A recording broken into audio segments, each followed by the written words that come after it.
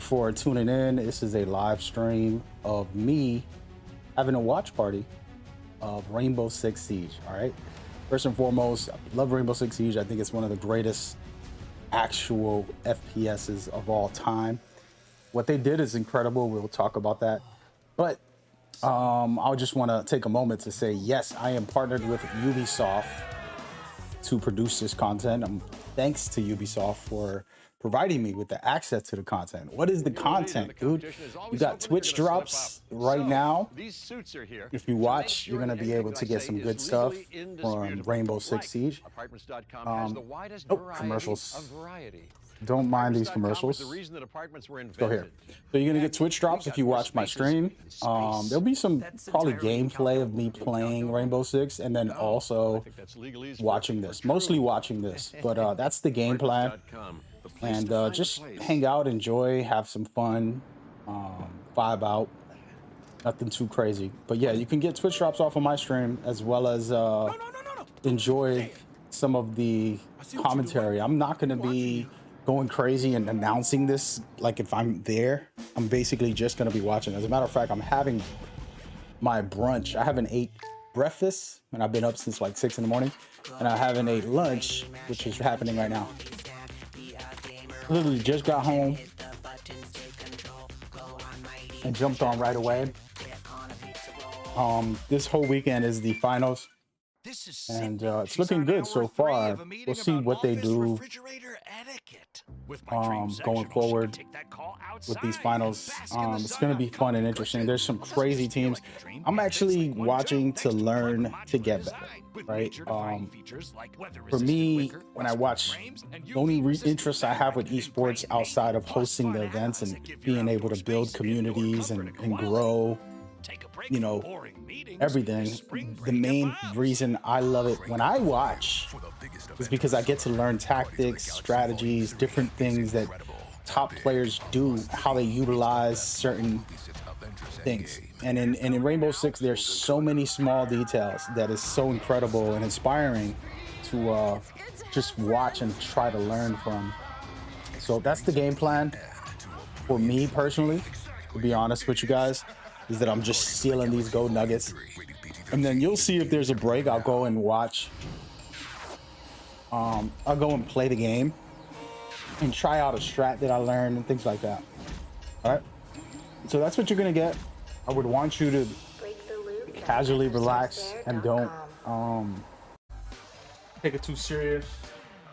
I'm not doing commentary officially, but you're going to be able to hear the commentary. And let's go right into it so you can see it for a second. Here you go.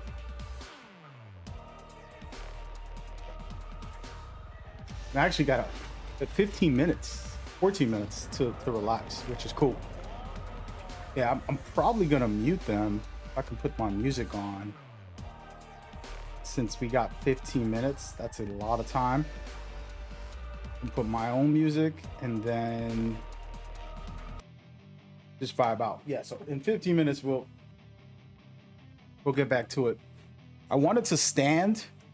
I'm trying to eat this food, so we're gonna lower the camera and enjoy our food. I hope y'all don't mind that. I could have actually eaten my food before I started the stream, knowing that they were on a break. Just finished watching Eminem go crazy. I love the name. I was saying it 2 weeks ago when I watched this, and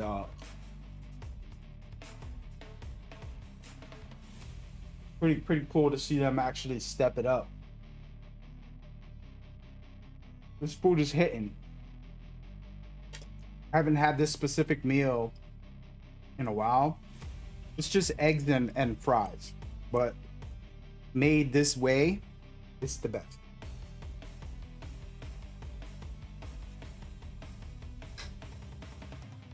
Okay, so the next match is Team Liquid versus G2. I'm gonna go, my heart says Team Liquid because that's a Metal Gear reference. Liquid is the name of one of the most iconic villains in Metal Gear. But I don't know, man. G2 might have what it takes. As y'all can see, there's some Twitch drops available. And actually, let me double check my own stream.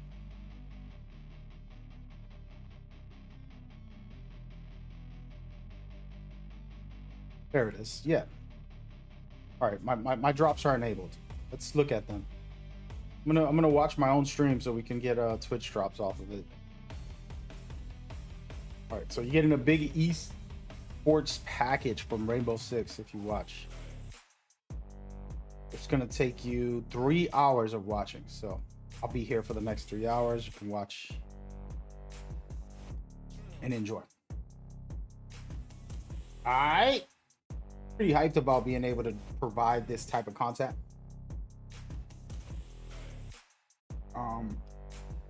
For example, I rushed home to eat and do the stream, but I'm basically eating and relaxing, sharing my excitement.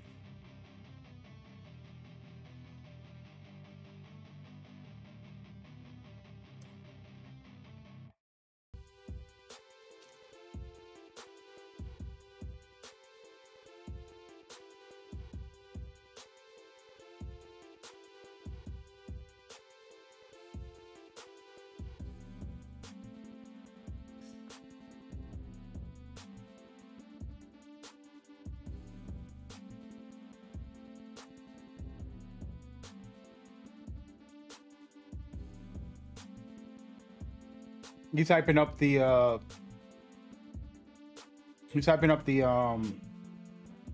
crowd, basically. Nothing major. Just trying to hype people up, making them scream. He thinks he's a rapper now. They're gonna introduce the teams right now.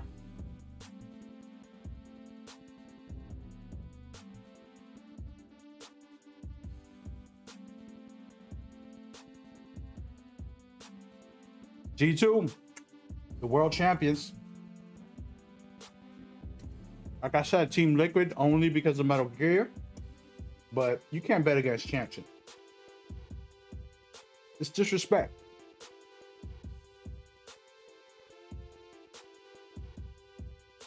I'm gonna let you guys listen in.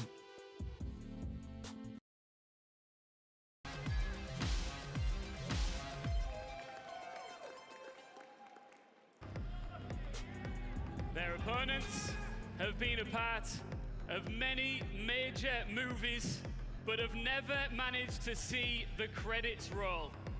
With Siege superstars ready for action, it's Team Liquid!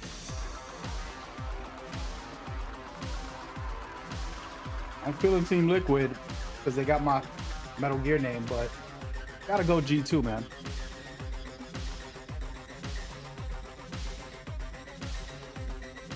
Honestly, I only made it to Platinum. I never tried to go crazy on Siege. I just played to just have fun, you know? And you never know, I might get back into trying to... Palu, stay where you are. Alamau, please come and join us. Front and center here at the stage. Palu, first things first. You and your team always show up when it comes to the footwear. Yeah, of course. The full uniform, right? I love it, I love it. Now, Alamau, let me take you back to April the 30th. You tweeted, and I quote, "Please give me Liquid." Here they are. What now? Now we beat them. Paulu, he seems extraordinarily confident. You know he's renowned for that. You know that G2 are, of course, the reigning world champions. Does that statement make you feel at all nervous? I think you forgot what happened the last major in Charlotte and the last BO3, right? Oh, they smack talking now. You haven't forgotten, huh? Now, you, of course, know exactly the weight of the hammer. You've seen this trophy up here. Looks pretty heavy, but I'm sure you'd love to lift that high in the air on Sunday night, too. Yeah, I already have one similar back home, so I'm ready for this one. Palu, just finally, any last words for your opponent? And I've got to ask you this, actually. Forget that. I've got to ask you. We've said many times you're one of the greatest players in Siege to never lift a trophy. Why is this your year? We are with the best lineup we ever had, and we are ready for it. Okay, guys, please go and take your seats and get ready for this quarterfinal. It's set to be a spicy one. I'm going to now get cross over real out Milos. here. I know you're ready for this one. I know you're ready for this one. We are always ready here, Ian. Welcome back, everybody. Welcome back. Thanks so much. And here it is, Alamau v Palu. G2 got themselves a game versus Liquid, and we'll see if they'll actually capitalize on that in the server. But now in Copenhagen, hello. Welcome back to the Analyst Desk. I'm Ashton, your host. With me are now Jesse and Alfama. Hello, hello, hello. How are you guys doing? Oh, it's been good. The game so far, we got 6 maps out of 12. I'm looking forward to getting 6 more tonight. I'm super happy to be here. I mean, the stage looks amazing. The games have been amazing. The crowd is amazing. Really happy to be back. Hey, we got a crowd here in Copenhagen. G2 are playing. I saw so many people wearing G2 jerseys. Where are they now? They're around. They're gonna need way more than that once we get into the game. We're gonna have to work on it as we go through the day. But it's a big match for both of these squads. What do we think about G2 and their chance? I mean, G2 versus Liquid, this is a match that's happened many times in the past, and it was actually almost 5 years ago exactly when Team Liquid down in Atlantic City beat what would soon to become G2 for the only S-tier event they've ever won.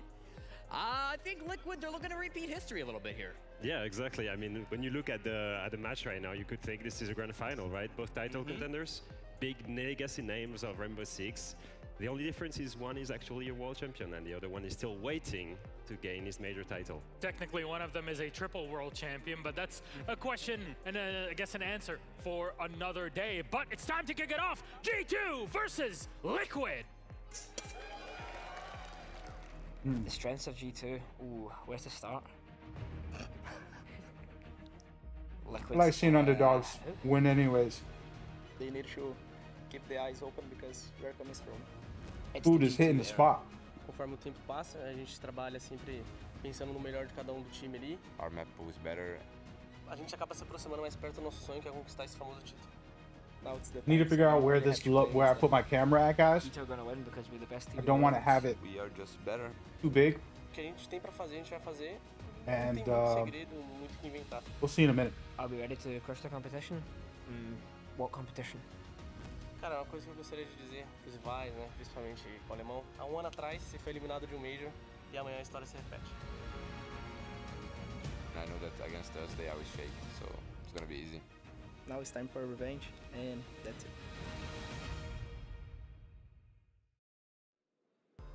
And here we are back again, G2 versus Team Liquid. Like Alfama was mentioning here, it is a big, big moment for both of these squads. It could have been a grand final if we looked at it in a different time. Or squads, you'll see them on the screen in front of you. We mentioned G2 for a bit. The Team Liquid, we've seen them so many times in these tournaments, but never lift a trophy.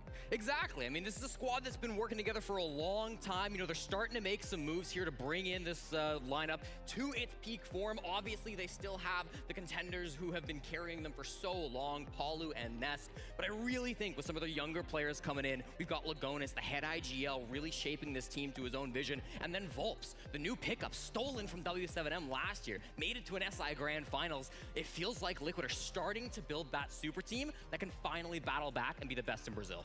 Yeah, I truly think this is the final iteration of the Team Liquid. At least they're hoping this is the final iteration of them, because all the way back in SI 2021, losing to NIP, they've started a big transformation from a really methodical and structured team into a more aggressive one, bringing in new vision, leaving PSK, Moringa, Sexy Cake, all the old guard of Liquid, and building this with resets, with Volps and now Lagonis, right? New blood, fresh vision, more aggression. This is what they needed.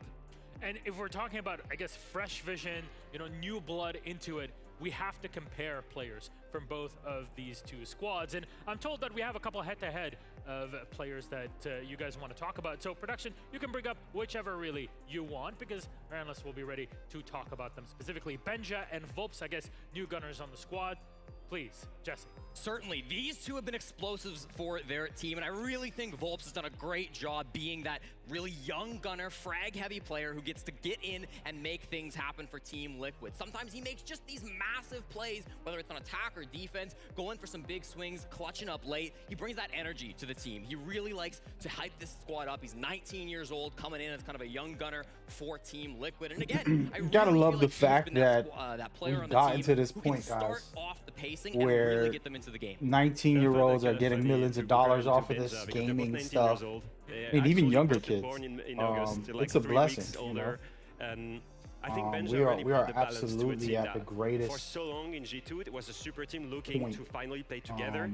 And I think of by gaming having Benja right now, replace and Citizen, probably it's gonna Citizen get even used better. to be that core player of G2 with such an identity, a strong voice, and I think it took a lot of space in the team. And I think that Benja replaced him, having the same caliber as a lurker player, but giving more space in the leadership position for Alemao to bring up and come the voice that would unite all the players under one shared vision.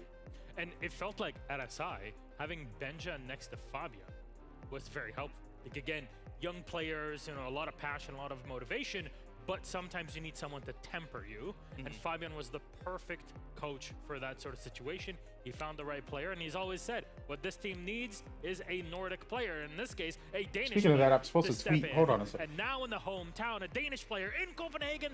That is a massive point for G2. But we have another head-to-head lined up, so let's put those stats on the screen. Why, in this case, Alemao and Lagones? I mean, it's kind of funny. These two were used to be in the same team in Mexico, won the Mexico Major with Team 1. And at the time, Lagones was the in-game leader and Alemao the shot caller. Now they're both in-game leaders, they're both facing each other. And there's kind of the villain and the hero story right now, right? Absolutely. I mean, these are two IGLs who are very different in many ways. You've got Alemao, this villain for G2. He likes to talk a big game. He's really the type of IGL to get in the mud, get dirty with the team. He's going to be in the front of the pack, making sure he opens up space, relaying that information to his squad so that they can come in and clean things up. Lagones, on the other hand, you know, he's the knight in shining armor. He's the hero. He's calling things from the back, a real leader for the squad, making sure that they all know exactly what they need to do. So the styles and the storylines between these two former teammates coming against each other here in the quarterfinals of Copenhagen just doesn't get a lot better than that. Definitely so, and like you said, they won Mexico off of a big fluke. A lot would call it also. It's Team 1. I would say definitely that was a hell of a fluke of a game. I mean, CAG fans crying. They weren't just crying then. CAG fans are crying all the time, and they know exactly what I mean. Here it is, our pick and bans for the series. Oregon first for Team Liquid. They start off on attack, G2 and Skyscraper, and finally on Theme Park. Global thoughts, even for someone like me who knows nothing about Rainbow Six, I can tell you, this seems like G2 have won this map phase. Well, we start on Oregon, and it is a good map for Liquid. I understand why they've picked it. 8-1 record throughout the last 6 months. Their only loss being to FaZe Clan in the Stage 1 BR6 finals. They are extremely good at this map. They've got so much history on it. And for G2, it's one play all year long. They did lose it, 7-4 to Virtus Pro. Now, it was a great map for them at SI. That brought a 6-map win streak for them. But still, you see that weakness if you're Liquid. You've seen that match. You know it's a comfortable pick for you, so why not? Yeah, and I feel comparing it to Border right now, because G2 actually faced Liquid on Border 2 days ago and won that 7-3 pretty easily. And the playstyle they came up with was to play around Intel Gathering and play aggressive on the entry points of Liquid. This is something you can replicate on Oregon, and they should definitely change the way they played it. Because when they played against Virtus Pro, it was way slower and trying to deny the execute. I think if they can replicate what they did on Border, they have a decent chance of winning the map of Liquid. What about having Skyscraper here? Yeah, this is kind of a shock here. A lot of people we were thinking maybe they ban out the Skyscraper and then G2 pick Bank. They're going to leave Skyscraper open. It's been a long time since we've seen Team Liquid play this map. It was the Yongshipping Finals, the last time they found themselves on Skyscraper, and in that time, G2 have assembled a 5-game win streak on this map. They are incredibly dominant here on Skyscraper. 4 matches to decide, and then 1 coming here in Stage 1. No, I have a theory. I have a theory for why Liquid let it through. Yeah, I mean, I think it's we'll see if it's confirmed or not, right? But let's assume that Liquid hasn't played in an official since Jönköping, right? And they lost it 7-0 to W7M. And now they've got a player from W7M, Volps. And usually when a player comes into your roster like this, it can change your map pool because there's a certain way he used to play the map in his previous team, and he can bring that strategy to your team on Liquid. There is a way they can actually learn from him and play the same way W7M did in Jönköping. An interesting theory. So it gets proven in game. At least if we're looking back at W7M's game against M&M with Julio on the M&M side, at least moving from player to coach on the other side is not a valid theory, but player to player, that's another question. Yeah, maybe he will use the same plays he used in Jönköping against them. I don't know, but at least there's a reason why they let it through. They wanted to throw a curveball in SBO3, and it's definitely one we did not expect. Yeah. All right, here it is. That's an interesting storyline. I was just trying to understand what was happening there. They really switched it up, so it can get interesting now. FaZe Clan already set in the top semifinal for tomorrow. That'll be playing against the winner of G2 versus Team Liquid. And I don't know, I'm starting to feel an all-Brazil final, which I know terrifies so many people. We've had EU winning 3 events in a row. We do not want to start 2023 on a massive L in this. Today is Brazil versus everyone, and I gotta tell you, everyone's not doing so hot. It's big Brazil all day, all long. It feels like this might be the biggest chance, though, for the rest of the world to finally get a win. And of course, in the lower bracket, we saw W7M defeating M&M, and they'll be playing later on against. Interesting bracket. Today's a big day. I mean, they're gonna have to really go hard. We'll get to see that again. Maybe we'll just have 4 Brazilian teams in the semis, and that'll be its own theory to test out and how we can get through it, because it is a different play style once you put these Brazilian teams against one another versus when they play against one another at home, or here internationally, or when they play against other regions. Though, what can work out for Team Liquid? What makes them so strong on our first map, on Oregon? I think generally speaking, the way VP has beat G2 was playing super structured and methodical, and is something that Liquid is known to be good at, right? Historically, they were the most structured team in Brazil. Now they've got Lagonis that's able to add that tad bit of adaptation to the table, Volps that can be the X factor. They should be able to play fundamentally really good on Oregon and win that attacker side. For me, this is 2 teams who are exceptionally good at preparing strategies and coming out with stuff that you're not going to expect. I think both of these teams throughout the Swiss stage played maps and played them in incredibly new and diverse ways that we really haven't seen from teams in the past. And I think when they came out prepared, when they came out watching fundamental what they do defensive is strategy, critical. we saw You both want teams to pay find attention success. We saw and G2 learn doing it with the little Cafe, details, both M&M little and VP in details. 2 very different ways. And then for Team Liquid, you know, I mean, like, even the movement, I pay attention to see the way they hold an angle and the way they move in and out of the angle, right? If you're in the middle of a gunfight, typically, myself included, you have the bird brain mentality where you just peak brain, they call it, where you just pop out, you pop your head out, even though you know somebody's shooting at you. Like, in real life, would you re-look to see if somebody has a gun again? It just doesn't make sense. So, you know, the pro players definitely don't have those bad habits often. And then also, but he's really turned that around. I think he's become that great leader for G2. you take the truth of the matter, which is there's a certain level. But one thing that really stands out for both of the squads is the sheer size of their support staff roster, because both of them have, you know, great coach, great assistant A coach, certain great level analysts, of and they can bring a lot of habits data, building, let's crunch, just and say, prepare in this situation. that I mean, are this is the what you most can vital. expect from, title Once you have the contenders, right? habit Teams like building G2 down, Liquid, you they should will be have all good. the support they can get. They will have really good script That's how I conditions. look at it. They will have everything they need to actually dominate the world, and that's why they're always here at these And, events, you know, right? It's because easier they've got said the than support done. staff Like I said, behind I'm them, not the and top also players player. that are working hard. When you come I think listening to especially me, come it's back to somebody Arnau. that's I learning know and he the tweets a game lot. I know he humbly can look goofy at times, but appreciating he's a these professional. type of Yeah, I actually action. think he's a professional. He takes And now so that much I time fell preparing back for in the love with strats, Rainbow I think only for Six, the border game, he spent like 4 or 5 hours wanting to prepping for actually this get D1 good only. in any I way think maybe facing his former teammates just in as Lagonis and his important, in rivals my of opinion. Brazil, maybe gave him more motivation nope. to work this game really hard. Yeah, I feel like, you know, it really takes a good coach to be able to sit down and explain a map ban phase like so in depth, so precisely, and so knowledgeably. And for Fabian last night to come down and do that with a completely made up ban phase. With Dev Marta, myself, fresh down at dinner the other night, he completely said the wrong ban phase that was coming through on purpose. And he explained it without missing a beat. So for him to be able to be so confident and so knowledgeable to be able to do that for a map ban phase they weren't even going to play, I think that really speaks to the experience that this team has as a roster, and of course Fabian as a coach coming in for G2. The support staff cannot be underestimated from either of these squads. I've seen Fabian's ability to make something out of nothing, to not say a different way of words in this case, or different sequence when he was on the EUL desk, and I'm sure that it's translated also into his coaching position with G2. And now here he is, 3-time world champion, standing behind the players, but has repeatedly said, I don't want to be the person to do the interviews or to be in the media content because I want these youngsters now to be the next generation. I'm old. This is not on me anymore. It's on them. You're old, I'm not. I mean, hey, well, is that personal when you put that at me or what? Well, I'm actually 22 and already retired, man. That's true. You played Mira all the time. Yeah, that's why. I probably went older. You know why?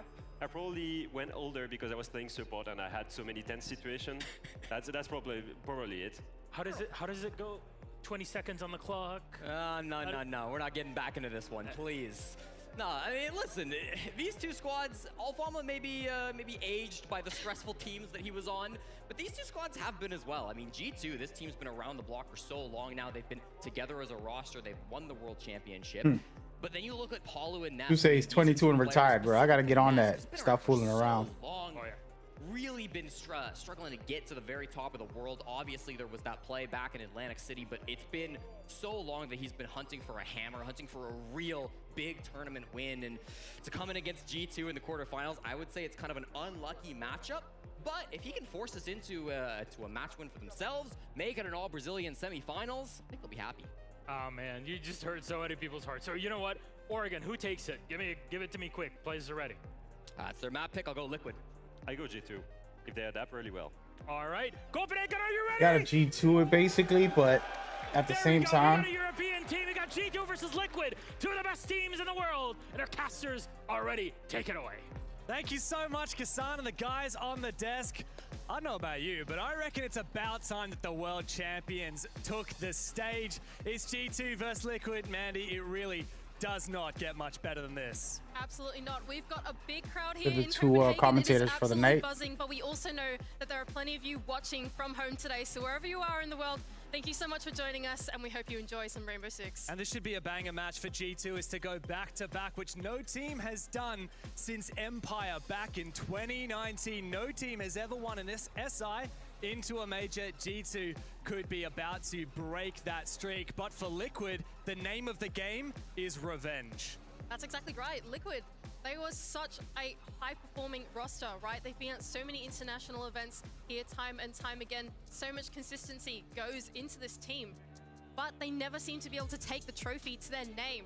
G2, though, they just come off the back of SI champions. But can they do it twice? It's a great question. It's Volps versus the team that stole his hammer in Montreal. Alamau versus Lagonis. Nice little side stories. I don't know all of these side stories. I know a couple because of a couple guys that kicked it with in some games back when I was a rookie. Team according to the social prediction. And as we head into Team Liquid's map pick, Oregon is our determiner location on this first map. So Alamau put out a pretty telling tweet that we just happened to read while looking on the desk, and he seems pretty confident that after the map veto, G2 are going to take it nice and easy. Now, do you agree with that? Let's be real, Alamau talks a lot of smack. He's kind of known for it. He does. And he especially loves to taunt the Brazilian teams. He fled Brazil to go and join a team in Europe.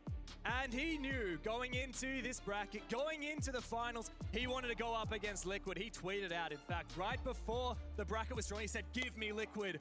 Well, Alamau, your wish has been granted, and it's about time that you get stuck into your opponent's map pick. Liquid have taken us to Oregon. The stage is set, the players are in the server. It's time to kick off G2 versus Team Liquid. Interesting. Big matchup here as the band phase will start out here in Oregon. All right, so here's the deal. Like, when I play the game, I'm with low-level players, and we don't ban the same people. You know, I don't really care about bans because I'm not that hardcore into the game.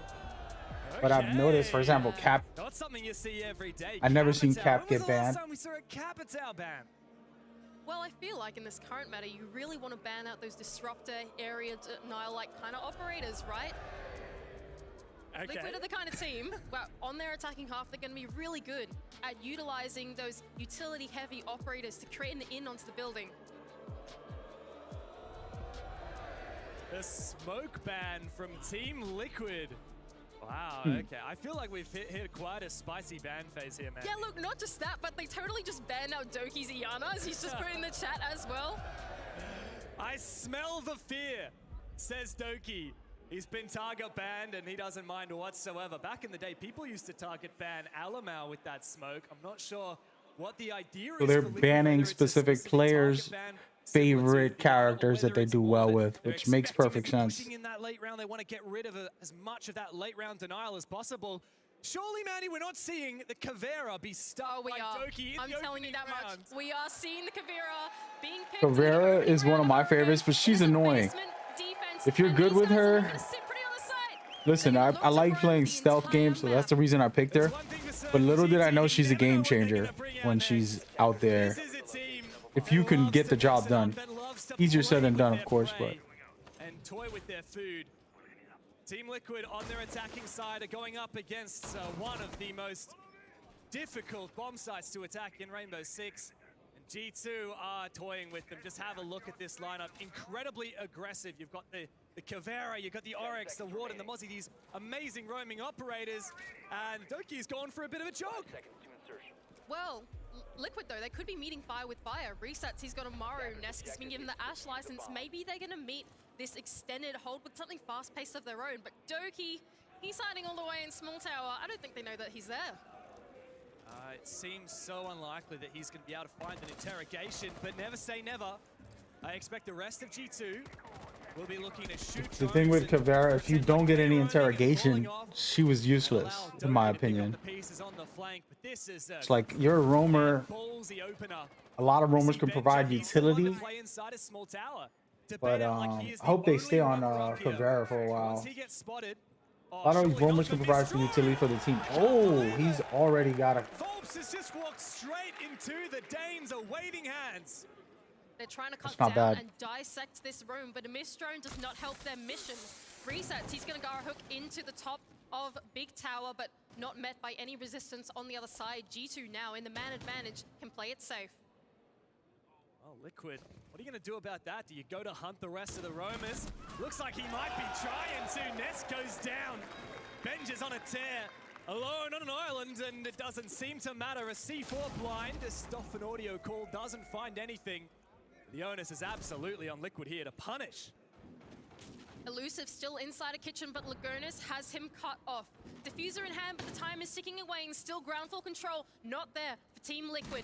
Rounding the corner now is Benja with the P10 Roni in hand. He can't collect anything, but here comes Doki. Oh, no way. Doki up for the flank inside. Wowzers. And they got the interrogation, just as I said. That's crazy. Now they know where the whole teams are. That's a crazy start. G2, again, the reigning champions coming out guns blazing. So it's a bad pick for most teams, most players. You don't want to take that risk, in my opinion, because Cav won't give you anything if she's dead. And they really closed it out perfectly. That's some bullshit. Be very upset for that one.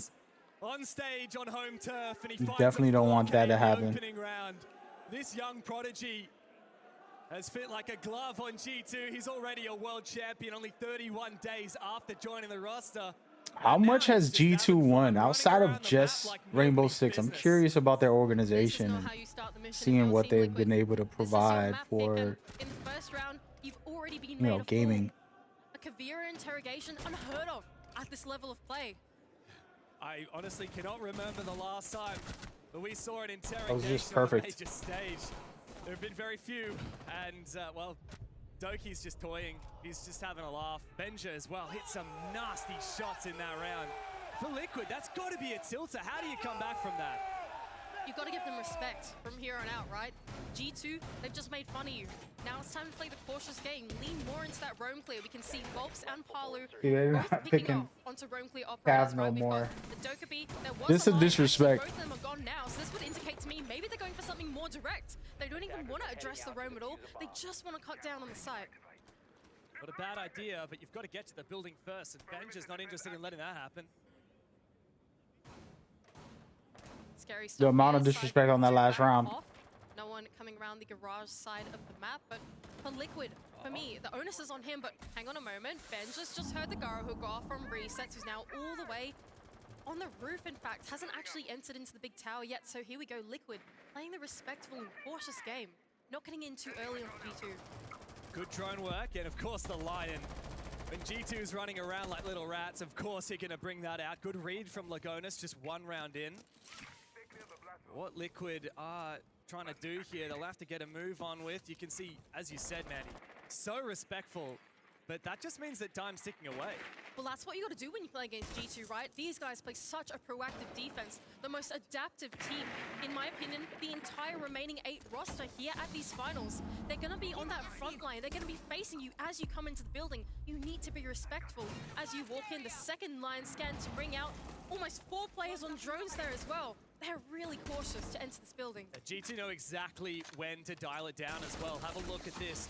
Doki's just playing this really passive game. Oh, he's actually made his way back into Master. Benja finds the opener with a C4. But hang on, here comes Volps and Palu straight into the site.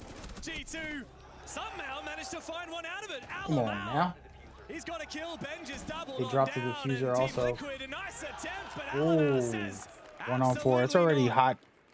Told you guys, man, you can't underestimate champions. They usually have things figured out to a certain extent. G2 take absolutely no prisoners, and it's an easy retake. It was a good try there from Team Liquid. They tried to hit the double window side of the map, come up wide, come up behind the defense of G2, but Alamau was there and he was ready for it. He had this really aggressive setup on side of the closet, right? And he could rotate into the front of the site and to the back of the site as well. He completely shut down that attack from Team Liquid. It was unsuccessful. G2 fans coming out in full force already. We're just 2 rounds in, but this has been a dominant match. Even though we've barely begun. 2 kills in 2 rounds for the anybody's game. You never ever should just think, oh, it's over. Really just a Benja highlight. It's not how the way to. Look at this C4. It's not the reality of the situation, is what I'm saying. Doki calling out, hey, there's a player up here. Shaking off all of the cobwebs of fear and worry and like, are we good enough? And what are they gonna use? And this is why what I love about Rainbow Six's tournaments is that they actually make it so that you can figure teams out. After a while, they start playing the way they used to and relying on specific operators and things like that, and you can just counter that in different ways. And to me, that is one of the most spectacular parts of what they've done with this game. The fact that it the longevity's forever, like hard body. You know, it's almost 10 years, right? 2015. Do the numbers. That's close to 10 years, 8, and then we'll see. You know, as the future goes, they still have to keep it alive, but they've done a good job, in my opinion. It seems to be, I don't know, a bit of a mix for Liquid. They've got some set up directly towards Big Tower in here, some towards Small as well. Palu on the Hibana just clearing out some of these castle barricades. I like this from Team Liquid. They're putting pressure on every side of the map. They're keeping the defense guessing, making sure that G2 don't exactly know what's going on. It's unpredictability is the name of this game, right? They've even got control inside a garage and are about to cut down on this meeting setup, although Mute Jam is going to stop their way. This is not super easy now for Liquid.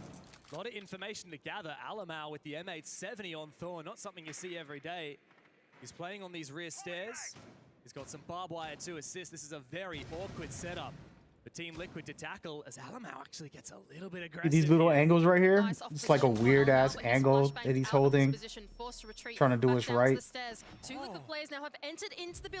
Wow, they don't even see each other. Nesco is completely away. He turns around and collects a second.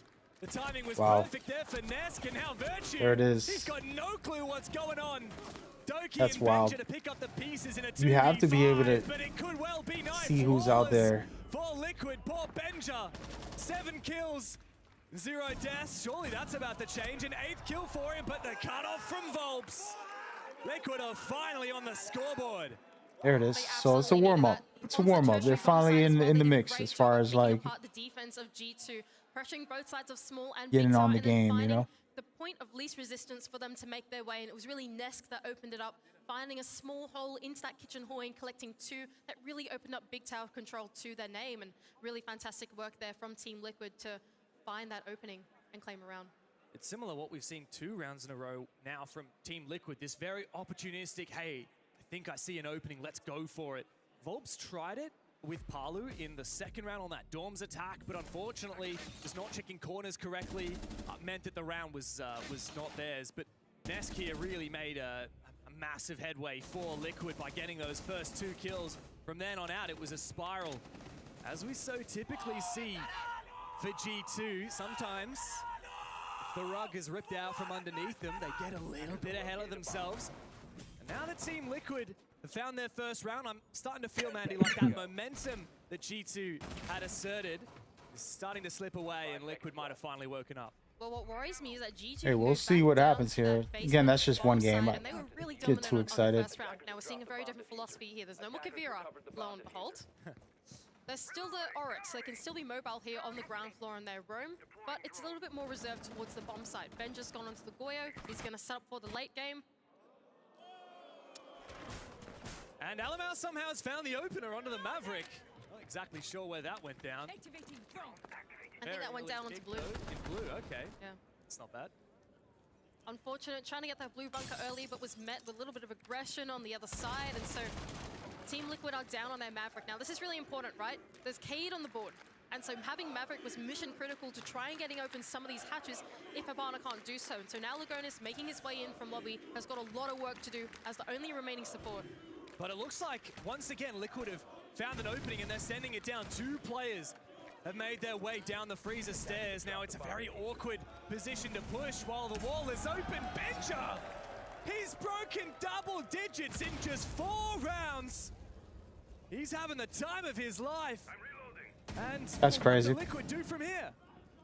Tough here from Liquid. It's time to back up and have a chat, really. You've got a full minute and 40 seconds left on the clock.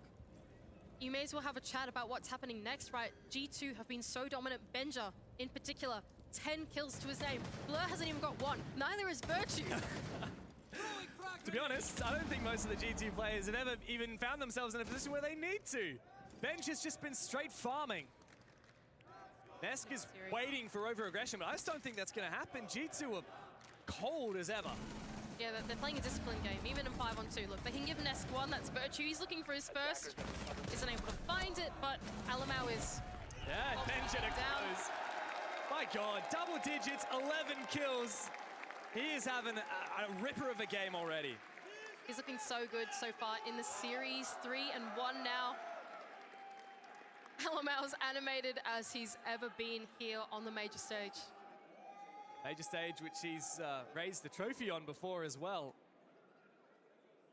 It's actually only 3 players in the match right now who have never raised a trophy at a major, a 6 Invitational, or a Pro League Got to give finals. homeboy, you know, to be in a. This is what you got to understand. To be in a tournament like this, everything's on the line. The world is watching. Pressure's real, and he's playing like he's at home, trying to get a YouTube clip. You know what I mean? Hugsword is behind them, and he's always the guy that keeps these players in check, that brings that extra layer of dimension to Team Liquid. And it's exactly what they need when G2 are just having a laugh. I don't think they need to call it just yet, right? For me, it's more about this early game that's going wrong for Liquid. They're not able to shut down Benja. He's always there in those opening engagements. He's getting his head straight in. He really plays it for the crowd, doesn't he? Alamau absolutely loves it. I have no doubt that he can hear you guys. When you get loud, Alamau, he can hear it, and he's playing with you. I think the crowd has very much felt in the presence of the server for sure for G2. There are so many of them out there, all of y'all fans at the moment. But yeah, for Liquid, this is such a tough point, right?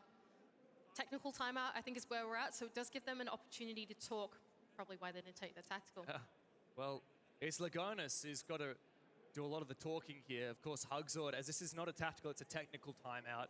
The coach can't speak. I don't even think the players are able to speak. As you can see, all of them just chilling out.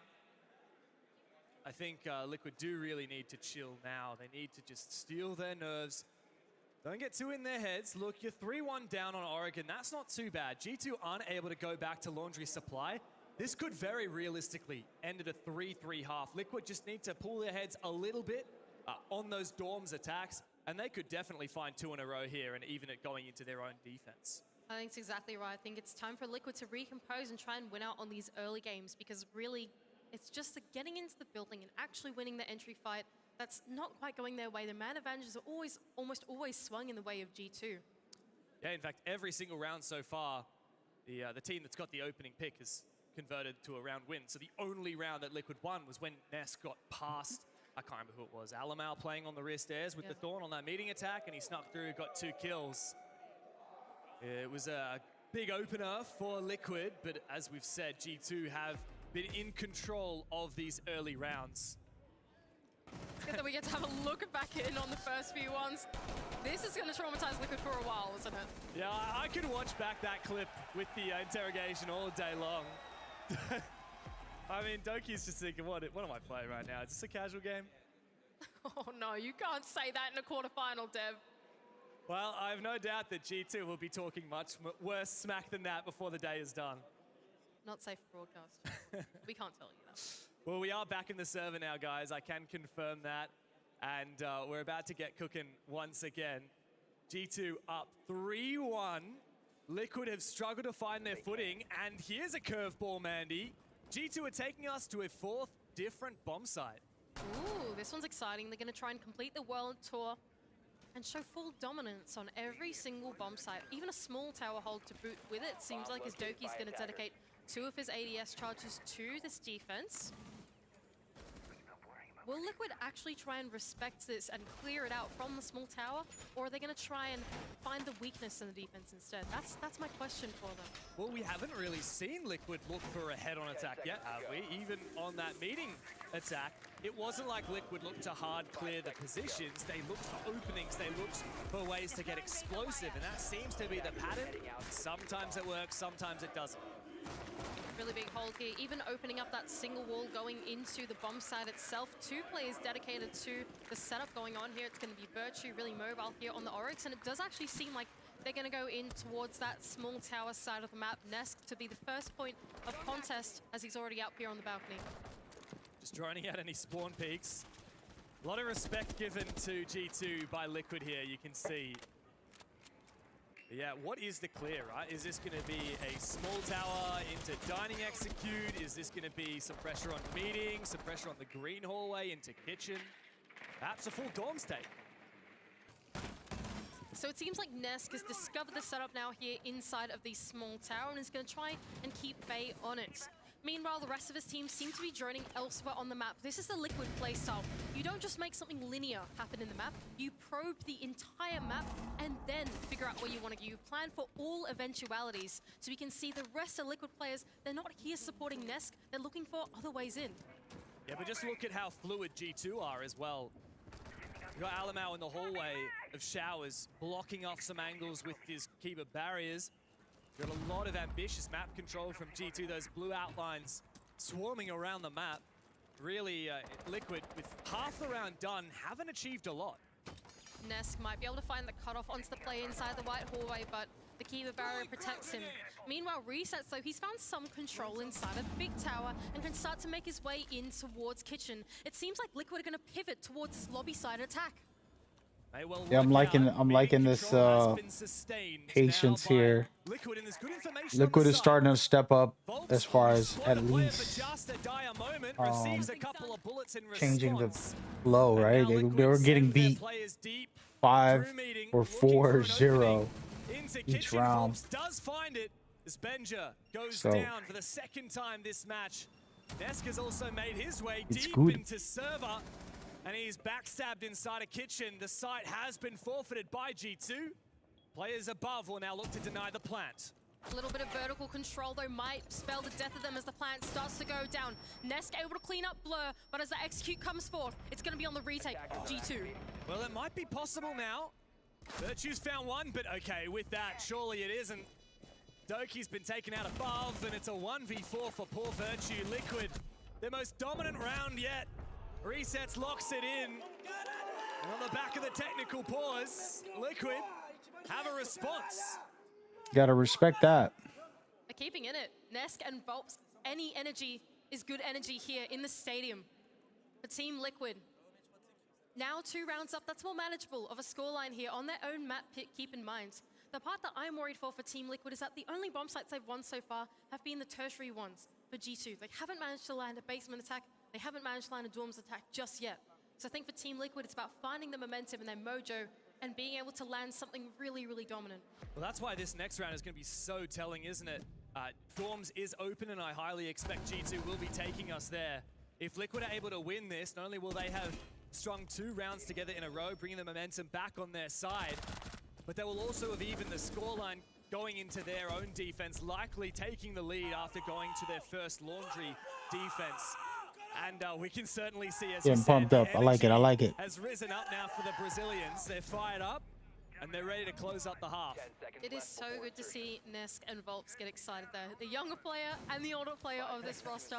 Nesk, who went quiet in 2022, but in 2023 has found so much more confidence to him. Has really found his home solidified here on Team Liquid, and for Volps, just injecting that young gunner energy into the roster has been so exciting for them. Volps was 13 years old when Nesk was playing in Pro League for the first time. Wow. How unbelievable is that? I mean, I've no doubt every player in Brazilian Rainbow Six has looked up at one point or another to Nesk, the god of Brazilian Rainbow Six, the OG. And, well, he's a bit of an oldie now, 28 years old, and he's still absolutely killing it in the server. He absolutely is, and here we go, yet another attack for Team Liquid. The final one, in fact, onto the top floor of G2. Kids and Dorms, the final bomb site of choice for these guys, and well, the part that scares me here is how good is the Azami going to be? Last time, Liquid really struggled to actually crack down on that hold inside a trophy. G2 was so good at using that adaptively. Benj has been given a license to roam, takes a lot of damage for his trouble, and Palu's Lion locks him in place. Like this from Liquid. Already a minute in, and they put a hell of a lot of pressure on these Starting to catch up as far as use the combination of the Dokkaebi and the Lion getting into the flow. Get their entries in and try and take down Benja. One more Lion for Palu, as well as 2 more logic bombs for Volps, as well as going to put these defenders in the ground floor in a little bit of danger. Liquid aren't falling into the trap of hard hunting these roamers. Instead, they've got some information, and Nesk has been enabled on the back of a drone on side, but he goes down to Alamau. Liquid do manage to find the opening pick regardless, as Alamau has finished off Nesk, and Volps is going in for the trade. He finishes off what was left. That's a big one because he's already in the site now. He got them panicking. Liquid look to convert the site control they have attained for themselves. Benja, an airball C4, and Volps is shot down Blur. Liquid is on fire now. Ball up to the Dane, and he's not going to get it. Liquid tie up the half. 3 rounds apiece. Really nice pacing there from Liquid in that round. They took their time to put the pressure on the roamers that were going on the ground floor, but as soon as they found that opportunity to go up the white stairs, the refrags came through. All 4 players came through on that, and it was Lagonis that somehow ended up inside of Kids' dorms after all of that to get the bomb down. There's such great leadership from the IGL of the team to make that call through the mid-round and capitalize on the opportunity. I gotta say, this kind of siege is so entertaining to watch, but also my brain just can't keep up with how many different things are going on the map at one time, Mandy. Like, you've got G2 roaming, anchoring, getting aggressive, making a play, and then you got Liquid just finding openings out of nowhere. It's so impressive to hear these guys all fired up now. 3-3, the scoreline even as they go on to their defending half. The basement's going to be the first bomb site of choice for Team Liquid as they look to hold on to this in a more anchor-centric style. We've got the combination of the Azami with their Whammies and the Goys as well, so that would lean into the idea that they're more playing for the late game. They're more playing for the execute stage of the round to try and put that resistance to G2. Does feel to me like there's a little bit more pressure on Team Liquid than on G2 to win this specific map, right? It's Liquid's map pick. They played it just the other day against Wolves. It was a good 7-5. In contrast, G2 lost this in EUL to Virtus Pro. So this should, in theory, be a Team Liquid favored map. Now they've got to prove that it was worth picking on their defensive side, but G2 are wasting absolutely no time whatsoever. Benja very efficiently droning himself up into Master, being very cautious to C4s. Notice the way he stopped running to prevent Liquid from getting the timing on a potential C4 through the floor, as Doki has also made his way in the building.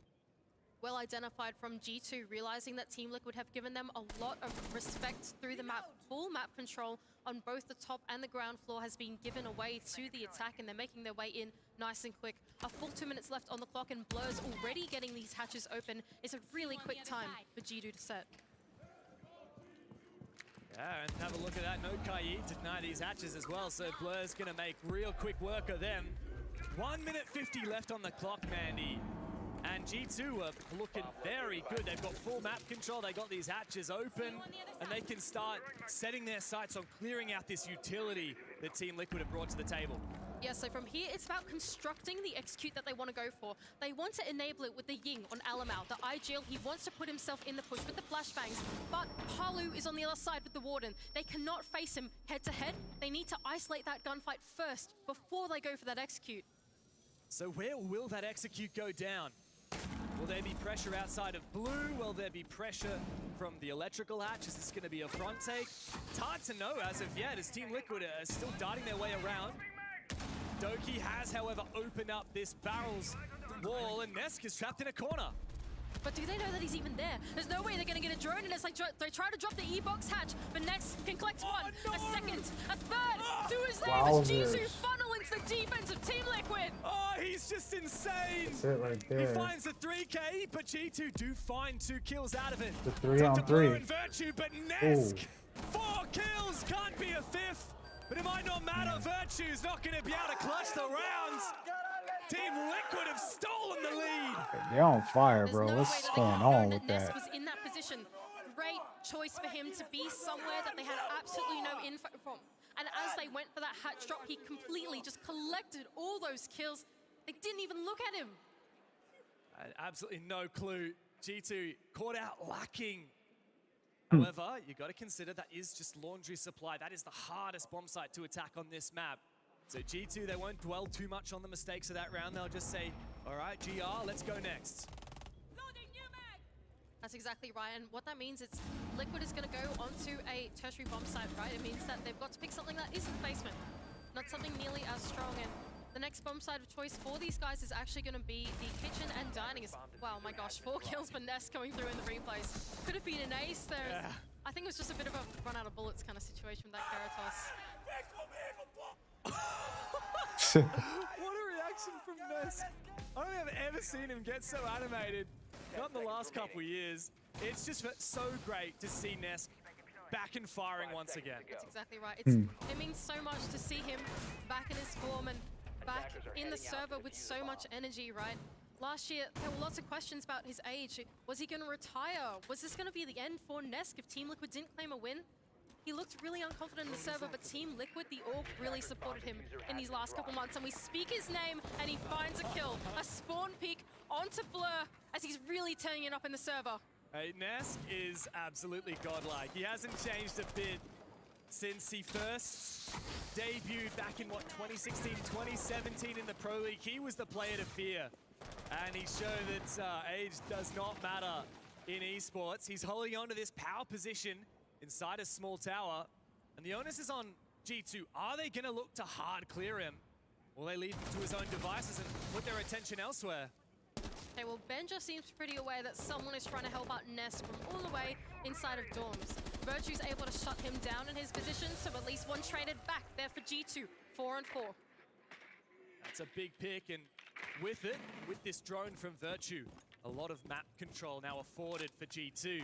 As Resets has pulled on back now, Mandy, we've actually gone to kitchen dining this really round. dope story, you know, older guy. G2, but have a look at this rotation now from Liquid. They're getting very aggressive. Coming out and still performing. Very active on this defense. Shout out to the old folks like myself. Interesting though, because small tower control is really the main. I always talk about like why you're still playing video games, you're old, and like what am I gonna do? Watch a movie? All right, cool. No more what smokes, else? though, in the hands of the attack, You so know, it's just gonna like be used for cover. with gaming, I'm more actually active, using my brain more than sitting there watching a movie. So part of it's, you know, keeping that energy as far as wow, that's crazy. He'll find some kills with it regardless. Palu though does find Benja. The trade comes through once again. Every now and then you just have a Doki round where he puts the team on his back, and we might have found one here. A 4K will be required for the Scot as Lagonis is holding on, but I think Doki knows. Apparently not. Lagonis saves the round there for Liquid, who now have a 2-round buffer over G2. The captain of the team puts them all on his back as he's able to win that 1v1 out to Doki and claim yet another round. Team Liquid up now in this map. 5-3 is the scoreline. And I think that's what we expected from them on their own map here. Great grit showed here from Team Liquid to stave off the 3-1 deficit that they started facing down, and now they've got 4 rounds in a row. You see, when you got firepower like Doki, when you got basically all the players on G2 firing on all cylinders, Liquid have to be so careful.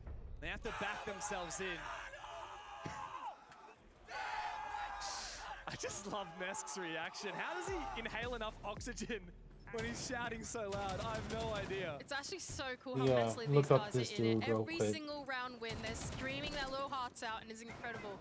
We're going to go up to the top floor as the next bomb site of choice for Team Liquid to try and put them on match points. We're going to see Palu, who's going to bring along the Oryx, and is going to make himself mobile on the ground floor, and it's going to be aided by the info of Volps, who's decided to bring along the Valkyrie as well. So he's going to inform exactly where the roamers can go, what's safe, where the attack is coming from. G2 are going to have to be quite careful as they enter into the building.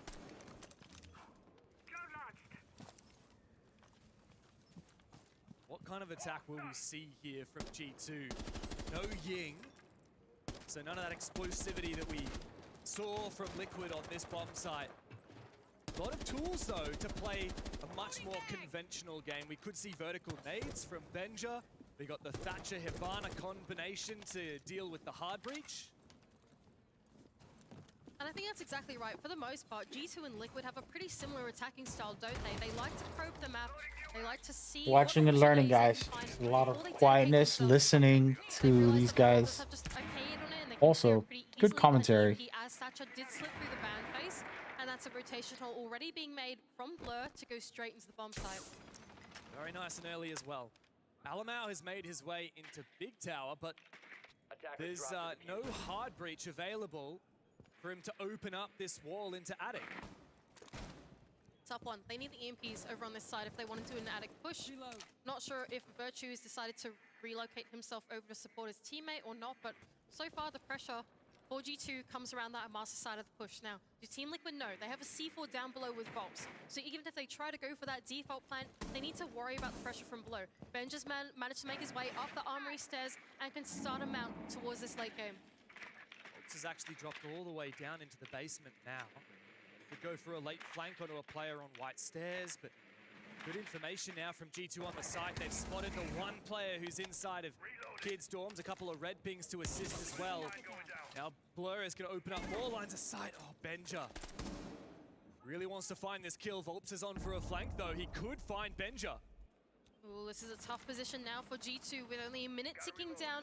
They need to formulate and execute. They need to make their plan known. And Ness to take down Blur does not help their mission. Volps looking for the flank, but he whips the shots as Benja's able to 180 and take him down. Virtue for the second, but traded back by resets. Here comes the execute from G2, but it seems to fall a bit flat, and Nesk and Palu to double down at the end of it.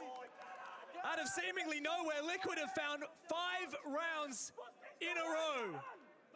G2 tried to go that's pretty wild. You saw the beginning, they lost 2 in a row. They were getting destroyed embarrassingly. You know, they put out a cav on them, and all of a sudden now they're on top. Like I told you guys, all it takes is just getting back on rhythm, you know. And the trades completely spiraled out from there, and G2 couldn't close out the attack. And I think it's about time for many people give up too easily in life. things get rough, you know, it's like, oh no, I'm just gonna stop. It's like, nah, that's when you gotta push harder. 3 rounds straight. Gotta do more. But likewise, Hugzord also has a chance to go and chat Yeah, with nope. Liquid, who are looking very happy, very animated, big smile on Palu's face just there. Lagonis, cool and cold as ever, but a lot needs to be said here in the G2 camp. Need to go grab something. Let's turn this around. So far, so good. I think, From Fabian there in that timeout. you know, I Match said point Liquid now for Team Liquid. only because of the Metal Gear it's stuff, but not here they convenient for are G2. proving me right, Look, man. maybe That'll tactical be timeouts. amazing. They always deliver, don't They do, but this Little is a very smack tall talk from order, man. G2 saying they Liquid wanted have to map play point against with Liquid, Laundry and now you unlocked. see Now, this Liquid is the shutting hardest that bomb site to attack. all the We way haven't seen down. a Let's just say. successful attack from Yeah, give me a either second. I'm gonna team grab on some. this I'll be bomb right. site as of yet. The only bomb site that you can say such about in this game thus far. So G2 really need to turn it around now, and the fact that Liquid will have 3 rounds of buffer, and by that time all the bomb sites will be available, it just seems so indomitable. Well, I see a blitz pick from Alamau. Okay. And you know when Alamau goes on to blitz that he means trouble. 5 seconds left. Now what worries me here is once again, Palu is on the Warden, so if they somehow get some info that there is a blitz coming through, that they put Palu in the right spot, he's already starting out nice and early, but actually on the wrong side of the map to where Alamau is spawned. Alamau is actually making a rotation, not going into bunker like you would expect. He's going here in a small tower, or big tower rather, and he has definitely been heard. There's no doubt about it. He makes his way already into T1, takes out the camera. I think Liquid have just fallen off. The great thing here is now Alamau has cut off the rotation of any roamers looking to go back through big tower onto site, but have a look at that. Complete lack of roamers. 5 on site for Liquid. I actually like this from Team Liquid. Their entire lineup leans into playing that anchor-centric setup. They've got the Cage to try and hold on to these hatches for a little bit longer, and as well as the passive intel and the Banshees of resets to keep this blitz at bay. It's going to force G2 to have to dial it back a little bit, send in some of these explosives, and actually try and clear out what's on the site before they funnel into it and make that mistake again. Well, as far as laundry attacks go, this is pretty good progress now from Liquid. 1 minute down, full map control, and looking nicely ready to start putting some pressure on site. Now, what is G2 going to do about these electricals? I think they might have to. Where would I the put my ability to camera? For any of these hatches, there's no Thatcher on the board. So I don't want to block the The main thing here is that they need to logos create and a stuff. pathway Let into me the try bomb it site, right here. The push, the idea is I that can put it's this gonna be down here for spearheaded by now. the blitz. But if there are things like But the elusive issue edges in is the way, that keep a barrier for them to peek around or hide around. when or if there's they- a warden in front of his face, that's gonna stop them from getting into the bomb site, right? So we can see Doki when they end with up the bunker trying to create that way in and trying to open up the defense so that Alamau can inject himself in. Well, G2 and they end up going to like a commercial that I'm I supposed to not block out any of their promotions during You my never know with stream, G2, they so just keep you gotta guessing, be don't careful. they? Hibana try and clear out this back position with a minute ticking down on the clock, as it seems like they're actually going to pivot for a front take instead. Alamau entering in from garage, and what are they going to do from here? You know what's crazy? I was thinking of making a tier list. I think I'm not qualified, man. They pulling out Cav, which I've said is not good. You know, when you're playing ranked or whatever. But she can be clutch, you know. And Liquid have staved off this defense incredibly well. Volps to find one, to find the double. Can you Sheesh. hear the cavalry calling? These guys are going crazy. With 6 rounds in a row, have Hey just man, stolen their let's map go, pick. baby. Proving me right, man. Ain't nothing wrong with little Metal Gear fans. If you're a Metal Gear fan, you winning today.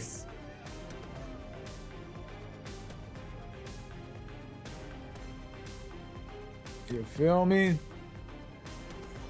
But again, G2's still in it. Never give up. You dig?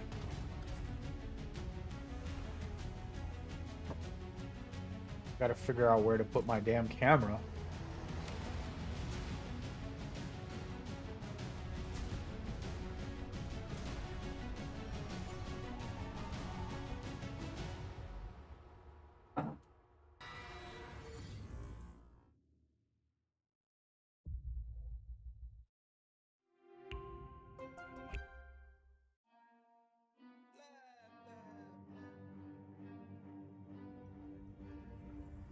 I got problems on problems on problems on problems on problems on problems I solve them. I run through the money, the pressure be calling. Left on my blessings, I feel like I'm falling. The birdie is back. Tell me I'm garbage, I'm going through something, that's why I ain't calling. Phone and progression, it's all that I wanted. The phone in affection, I summon and dub it. Cause I got problems on problems on problems on problems on problems on problems I solve them. I run through the money, the pressure be calling. Left on my blessings, I feel like I'm falling. The birdie is back. Tell me I'm garbage, I'm going through something, that's why I ain't calling. Phone and progression, it's all that I wanted. The phone in affection, I summon and dub it. Why you be all on my line about nothing? Why won't you go get you $1 or something? Don't hang with a who line for nothing. I see that we different, you riding, I double. I don't do discussions on bragging about hundreds. Don't go to your places, I know that they sunken. Don't call me your brother, I barely could trust it. I talked to a shorty, she bagging the bucket. And I'ma need all of my dollars on corporate, so hand me the money, I divvy the pie. I'ma give all of my people a portion to build them a fortune. I'm flipping the ride. I can't be mixy when iffy the vibe. And 40 on 50 is really the time. Why is you all on my phone like you want me? Like you wasn't pushing the kid to the side. I run through the money, the pressure be calling. Left on my blessings, I feel like I'm falling. The birdie is back. Tell me I'm garbage, I'm going through something, that's why I ain't calling.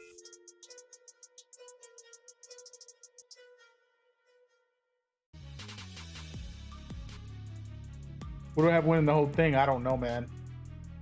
I gotta kind of evaluate a lot, because it's not about like just, you know, for example, G2's the so-called champions, reigning champions, but you know, you can see right now Liquid's getting momentum on them, and that can be a dangerous, slippery slope. So until we kind of get the full picture of like me watching consistently, something I haven't done. I watch on and off these tournaments. You know, it's hard to keep up with everything.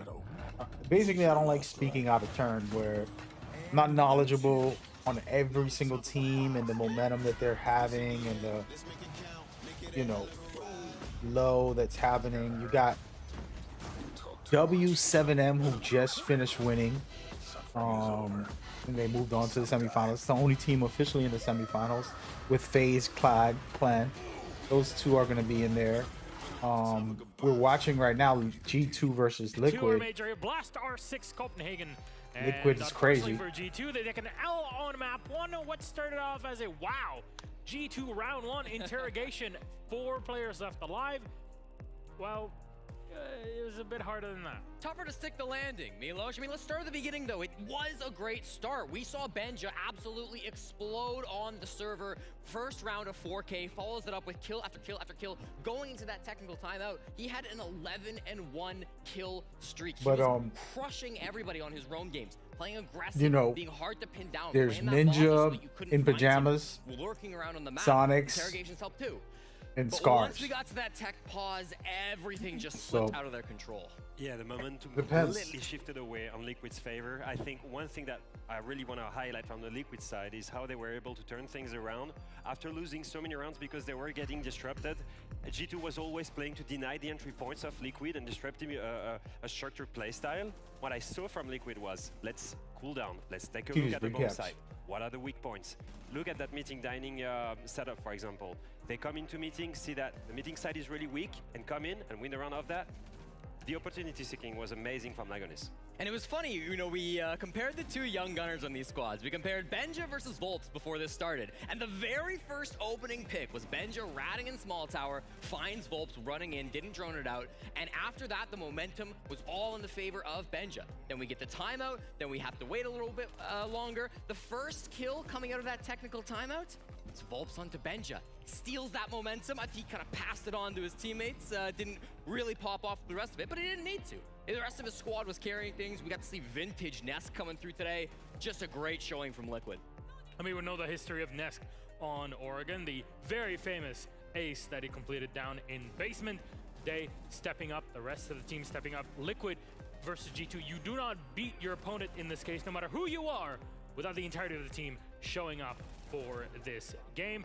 Definitely a beautiful second half for Team Liquid once they had gone on to their defense. So honestly, this seemed like G2 slipping up and Liquid just overpowering them immediately. Yeah, I felt like they had a game plan coming into this. It was to disrupt Liquid once again by denying their entry points, playing aggressive, denying the intel as well. They play the Mozzie a lot, they play Oryx, they play Kavira. They're trying to be super aggressive. That works if you have the momentum. If you don't have the momentum anymore, or if you don't win your opening engagements, then it all falls apart. Yeah, I thought G2 were trying a lot of like interesting ideas. Even that, you know, the Osa plant that they had going in towards small tower for that dining defense, right? After things fall apart, you lose your Osa immediately. You have Doki coming in on the glass, scope down, 3 kills, almost clutching the 1v4. Would have been one of the goofiest things we saw. Thankfully, Liquid shut it down. Thankfully for Brazil, so that didn't end up happening. But still, ridiculous stuff coming through there. And now this is the Nesk highlight show. He really did pop off. He got every opening pick on the defensive half until the very last round. He got second pick in that round. It was Reset stealing it away from him. I think his ability to strike early and fast was incredibly important for Team Liquid on this defense. The way they were able to convert defense too, like they didn't lose a single defense round, and I think it's because they gave nothing to G2. G2 came into the late round positions, played the 5v5 execute, and every single time they could not break the crossfires and trades on Liquid side. Strategically, Liquid won that defense side. All right, the great play here by Nesk. Again, like we said, this is his home ground. Though, if we were to look back on G2 in their preparation, what is there that you would have changed, knowing now the facts of Oregon? I mean, I think a lot of their defenses were very like one-sided focus, right? They would set up a defense, I saw this on Dorms, I saw this on Dining, where they really were like expecting one way for the push to come in. I think on Dorms, they really wanted to hold down against that master side push. And then on Dining, Leo, I know you touched on this as well, expecting that small tower push. And Liquid were really good at adapting to that, saying, no, we're gonna pull something out. We're gonna do something you're not expecting in terms of the pushes. So maybe G2 being a little bit more fluid with that, having a little bit more of a general defense would have helped them out there, not let that game slip away rounds 5 and 6. But all in all, I mean, this is not your map pick. You don't expect to win map number 1. G2, they're not in the danger zone yet. And since you mentioned maps, how about we pull out that map ban again on the screen? One was Oregon. It was Team Liquid for the win the whole tournament. Just because I picked them but Skyscraper for this game, we're gonna go with them for now. Skyscraper is something that G2 can capitalize on, and of course I'm rooting for the old guy. Otherwise, we're staring down the barrel of an all-Brazil semifinal. There's a lot on the line here. Yeah, and you know what scares me a lot with this map pick actually is that G2 is starting on the attacker side, right? Yep. And they've struggled really hard on the attacker side on Oregon. And Skyscraper offers plenty of opportunities, especially with Asami, especially with Melusi, operators that they have played Liquid on Oregon, to have really strong crossfires and setups that are playing passive. And if G2 comes in and is not able to win this execute, there is going to be a problem on Skyscraper. Yeah, it's a map that we thought maybe Liquid had some PTSD on after the Yongshiping finals. They really got rolled over. Map 5, it wasn't good. Didn't see it all of the 6 Invitational, didn't see it all of Stage 1. Now they face G2, a team with a 5-map win streak on Skyscraper. Elevate, Dark Zero, Wolves, Oxygen, and then Virtus Pro. This next round's going to be, I mean, this next round's going to be interesting. What makes G2 so good at Skyscraper? Well, I think it's just a map that they have been able to exploit on the defenses, right? I mean, this is a squad that has been able to really mold the map throughout the 6 Invitational. That was their tournament run. They always had the momentum going through there. It felt like they were really evolving on the meta. It's a good map for them. So now, do we tie it up to go to map 3 or not? Oh, let's have a bit of a show, yeah? Let's go to map 3. Hey, any G2 fans in here? There's a lot of them. Some would say too many. There's even people holding up signs here. Are we seeing this map 3, you guys? I said we're getting 12 today, Milos. Good God. Please. Alpha, do you agree? Yeah, I agree. All right, fair enough. Liquid versus G2 continues. It's map 2, Skyscraper. Can G2 take it to a map 3? Or will it all be done for Brazil? On to our casters. Enjoy. Thank you, Gassan. Look, I've heard a lot from the G2 fans. The Liquid guys, I know they're there. I've seen that flag up behind the analyst desk. But G2, they're the ones that really need the support right now. 1 map down, going into Skyscraper.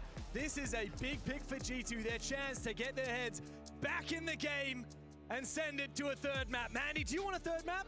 Yeah, I do, for sure. This was promised to be a banger of a series, and I want to see it delivered to G2 fans. They need your energy right now because they are down a map. It's not looking so good for them just yet. This is the best match. There's a reason why I jumped on. Because the world champions, you just want to see if they still got what it takes. And then you have the legendary Nesk, who And now So we head old. into map 2, G2. He's not that old, Taking us but to you know Skyscraper. how you Let's guys see do. what they have in store. I'm so excited for this match, Dev. I'm so excited for Skyscraper. It's one of my favorite maps, Cast. You know this because yeah, you've been casting with me for way too long now, haven't you? And I just cannot wait to get straight Only into 28. the server. But I think this that is the Des put it perfectly, right? you know how that the is. danger here on Skyscraper. But yeah, if Liquid win, I mean, if Liquid or Liquid wins, they're gonna be playing FaZe. No, they're gonna be facing a lot of the most popular Look, the danger here on Skyscraper is that it really leans into teams, that defense, you know, just and like then one of the things with the popular teams is that they have the momentum from the crowd, and then you know there's this thing that people don't talk about it often, but it does exist, and I know because I've been in that feeling. I used to play basketball when I was young, and in New York City we used to have these tournaments and events that they would have, and NBA players would pop up sometimes, and it just changes the way you think. You want to play better, you want to show off, you want to, you know, be great. Let's just say, you know, it has nothing to do with your ego. It's like, you know, these top guys in the world, the greatest, considered the greatest league in all of sports, and casters and analysts, 3 different map vetoes that he said that G2 and you know, would be going with today. you And of want course to he went with none of them. prove that you're worthy too. So your ego gets in the way, and then you start like doing things that you're not used to, playing a little bit crazy. I've done it, and you know, it's just ignorant. G2, they're starting out on the attack. There's also no And so there's an intimidation slash, I don't know what word I want to use. I'm trying to explain it, but hopefully that makes some kind of sense, just a little bit. Skyscraper is one of those maps that are just so strong as an anchor. You can hold on to your choke positions, whatever your power positions are, crossfires, but by having your disruptor operators like your Yings, like your Senses, with no Warden, it adds this plethora of attacking style that G2 are definitely going to utilize. Yeah, absolutely. I mean, when you don't have that warden to worry about, it becomes a lot easier to trust in the smoke. And despite that, we actually don't see the Glaz stuck there from Virtue. He also teased out the Sens for a moment, ends up on the Ash. It's Alamau on the Ying. He's the disruptor operator. We also have a hell of a lot of nades here on the G2 lineup. Benja and Doki looking to get explosive with it. Here we go, the first bomb site of choice for Team Liquid will be that Karaoke and Tea Room site. G2 are looking to directly put some pressure onto the bomb site as Alamau and a few of his teammates have spawned over on the other side. Meanwhile, Volks, though, is looking for the lurk of Benja, who's just made his way inside of reception, and they have no idea where he is. This is genius from Liquid. Benja, his position has been revealed. Now, Volps can also see Benja if Benja uses his gadget through the walls, because the Solus can actually see Nook while she's using her ability. That said, so far, Benja, he hasn't droned out the position, and he loses his life very early on. Oh, the BM! Wow, Benja will he not teabagged be him. happy about that. Yeah, look, Volps decides to tuck him in right there. Just a little bit of BM to finally open up a pick there for Team Liquid. He played the patience game and was rewarded for I'm not it. even going to Doki comment with on that. grenade through the floor is able to allow Blur to open up this wall going inside of Geisha. So some progress has been made more directly onto the bomb Pro site. players doing it is savage. We know that Because you got G2 those can clips dish it out, forever, but you know? Can they take it back when Liquid start to get a little bit flirty, a little bit saucy? Will G2 tilt, or will they fight back and get more fiery than ever? Alamau talking to his teammates here. He is on the window and he is that Ying to enable the execute to go through, right? So you want to be sitting in that position to capitalize on the opportunity at any moment. And that's why he's sitting there and waiting for his team to formulate around the bomb site. The diffuser is in the hands of Blur, who's quite far inside of this Geisha repel at the moment. So needs to be a little bit of time, a little bit of enabling, but it's Virtue to make his way in first. Yeah, there is a reply as Virtue goes down. However, G2 have doubled down. Even numbers now. Doki's inside of Geisha. G2 not looking able to get the plant down anytime soon. They need to get inside this building as Alamau swings inside, but easily waits, resets on the other side. What a pre-fire though from Alamau. Nesk I gotta and practice my Volks to pre-fire. step it That's up. something I don't do often. Doki is there to shut down the star player from Liquid. It is all up to Volts. He opened up this round. But can he clutch it now that Blur looks to force this diffuser down? No ability for denial through the floor. Goes for the impact, but surely won't be able to find the angle. Oh, he does get the down. But Doki's there to reply. After 6 rounds of drought, G2 finally get themselves back in the game. Really well formulated attack there from G2. We saw Alamau, his point of view as he communicated to his team, as he identified the weakness in the defense, and that was like he could get inside of Karaoke, take down the player there, and then enable Blur to get into the building directly after that, right? It was really just on the onus of the leadership of G2 to make that play work in the right timing, and even though Team Liquid tried to go for the retake there, G2 was so well poised for the retake as it came through, and they pushed themselves into those gunfights. Doki was really the front line of that as that pace of the round happened. You reckon the crowd's going to fire up a little bit now that G2 have found another round? Surely. Hopefully. We'll find out, I guess. Liquid, though, they were pretty fired up going into that round. I gotta say, I love what Volps brings to this team.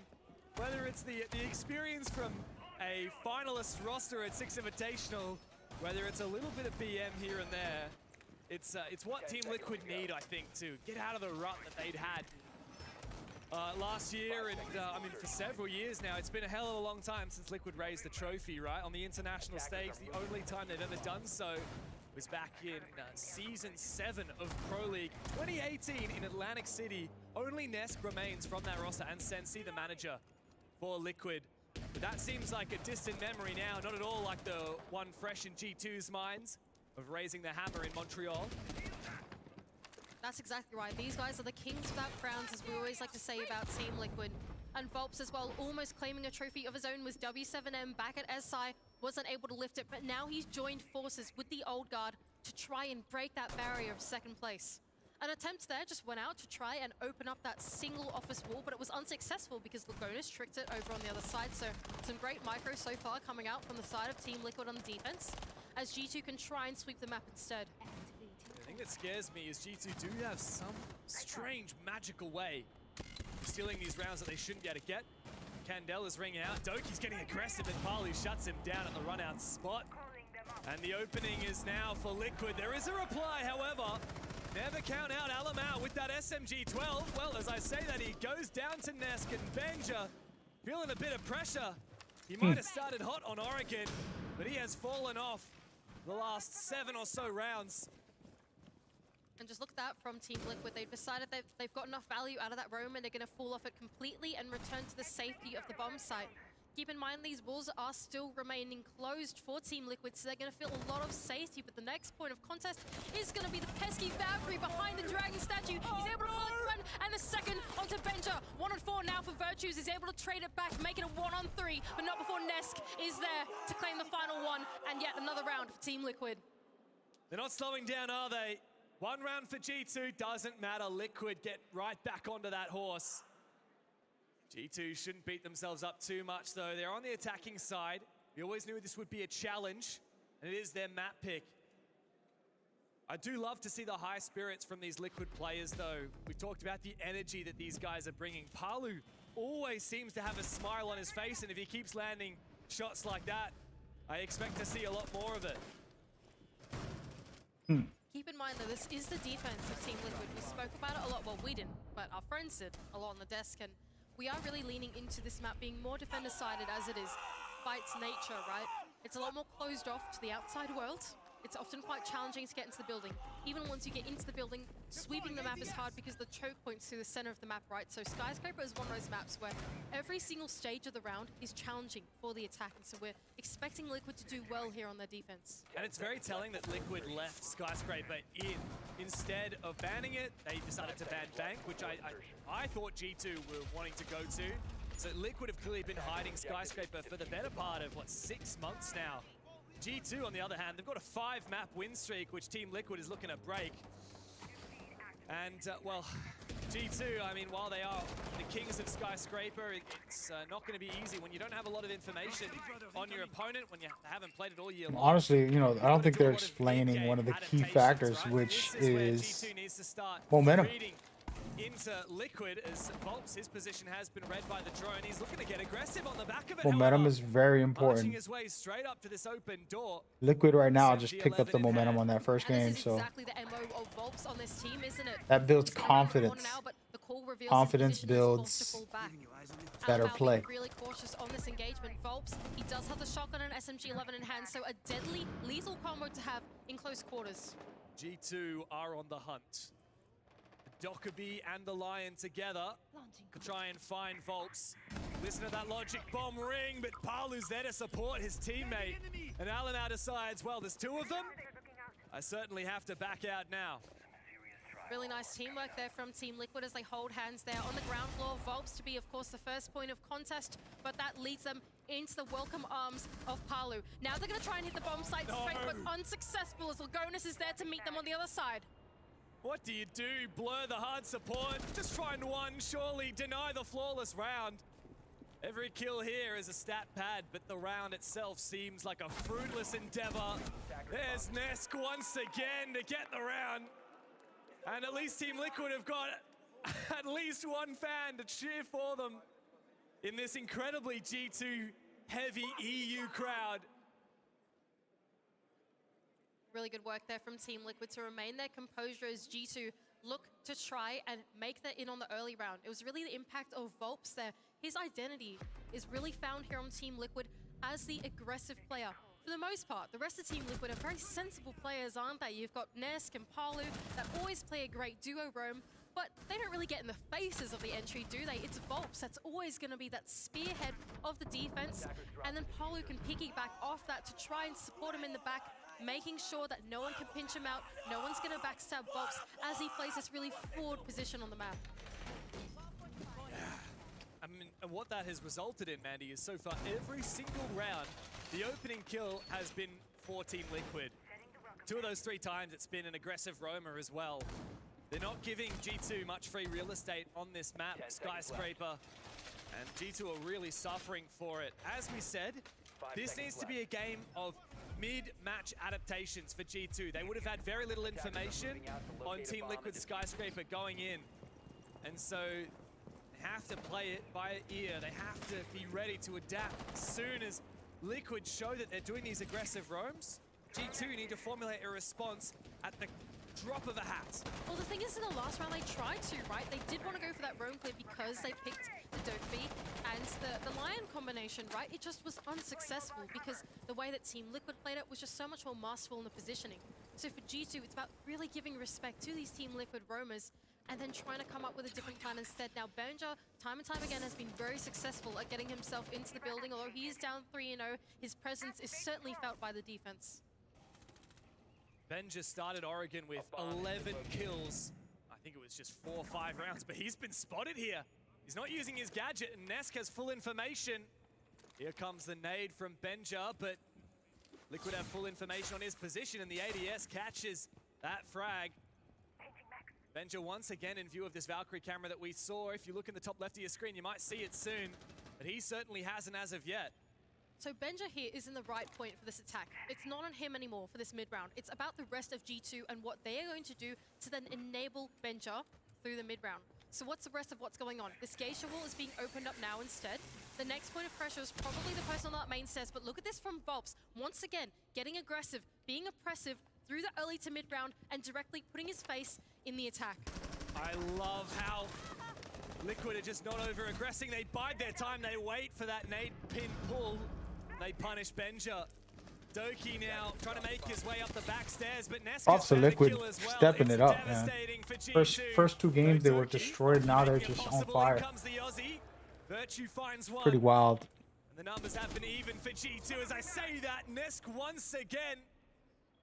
Oh, he has been phenomenal this series so far. 6 kills to just a single death on Skyscraper. As Alamau gets in, the Brazilian on G2 makes his presence felt. Doki now in the site. He needs this opener. Lagonis has been taken low and finished off. It's all up to Nesk now, who must clutch up, but the nice work. Says absolutely not. G2 have tied up the scoreline at 2 rounds apiece. Really great work there from Doki to be able to bring G2 back from the man disadvantage. Liquid did a great job in the early game to pressure Benja out of his position, but it was Doki with the heroics fighting tooth and nail through that hallway to collect those picks back for G2 and claim them back another round. Such a difference when G2 wins a round compared to when Liquid wins a round here in Copenhagen. We have a very European crowd here in Denmark. Liquid, no strangers to that though. They felt the same in Jönköping, going up against Team BDS. And now with Doki, I mean, a round like that surely fires him up. Doki is one of those players, every now and then he just wins a round for your squad, right? It's Doki round, that's what we like to call them. That is exactly what we like to call them. Now, I've been told by the crowd that there is a Doki song, allegedly. I haven't heard it yet this entire G2 game, but apparently there is a Doki song. Anyway, moving on. 2-2 in the scoreline now for G2 as they start to claim back some of these I've actually attacks. never been to an well-formulated esports play event. there from Doki was able to claim that one back, but that's not what they Would can be rely nice. upon to claim attacks right I'm now. gonna They wanna do something host one, that's of more course. decisive, more dominant, but that's going to be really hard Host against Team Liquid. did events before, but And if anything, the onus is on Liquid just to here be have there a good half once, because you know, just as a we've fan, established, that'd be Skyscraper is cool. very defensive favored. We already said that G2 have a 5-match win streak.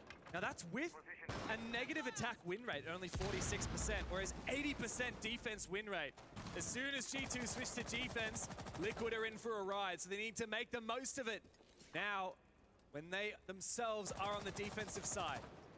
Early pressure going out onto the bomb side as Doki has been given a long line of sight directly inside of the office, but barricaded off by the Azami, so pressure no longer there. Defense still safe inside of office. It doesn't seem like G2 are going to sweep the map, at least just yet. They're putting the pressure straight on. It's a tentative conclusion from now. See what they can get. Can they take down anyone directly on the bomb site? It doesn't seem like Liquid are going to give them anything. So now we can see some of the G2 players making that rotation across the map to support the two players that have started out with the diffuser all the way around Geisha. It does seem to be a bit of a pivot here for G2. Looking for this roam clear instead of hard hitting on the site. Doki has put some pressure on this run out spot. He's opened up an angle onto this bar position, spots the mirror. That could be devastating in the late round. This drone has been spotted. Alamau here, he's surely gonna find a kill. Just around the corner, it's Nesk. Palu actually the first to fall. Doki gets the better of him. And in come the Candelas in response. G2 are ready to execute, and Doki's the first one in. Lagona's flashed out, Virtue even as well. The G2 are just waiting around the corner. Oh, you're so lucky to find that one, Virtue. All up to resets now in a 1v4. G2 have woken up here on Skyscraper. Doki Nice gets a work. bit aggressive, but surely the round is done here for Liquid. What the heck Resets did they has just found a do? double and brought the round back into That the realm glitch. of possibility. G2 forcing that plant down. Alamau is on such low HP. But all G2 have got to do is cover in the post plant. Surely not resets.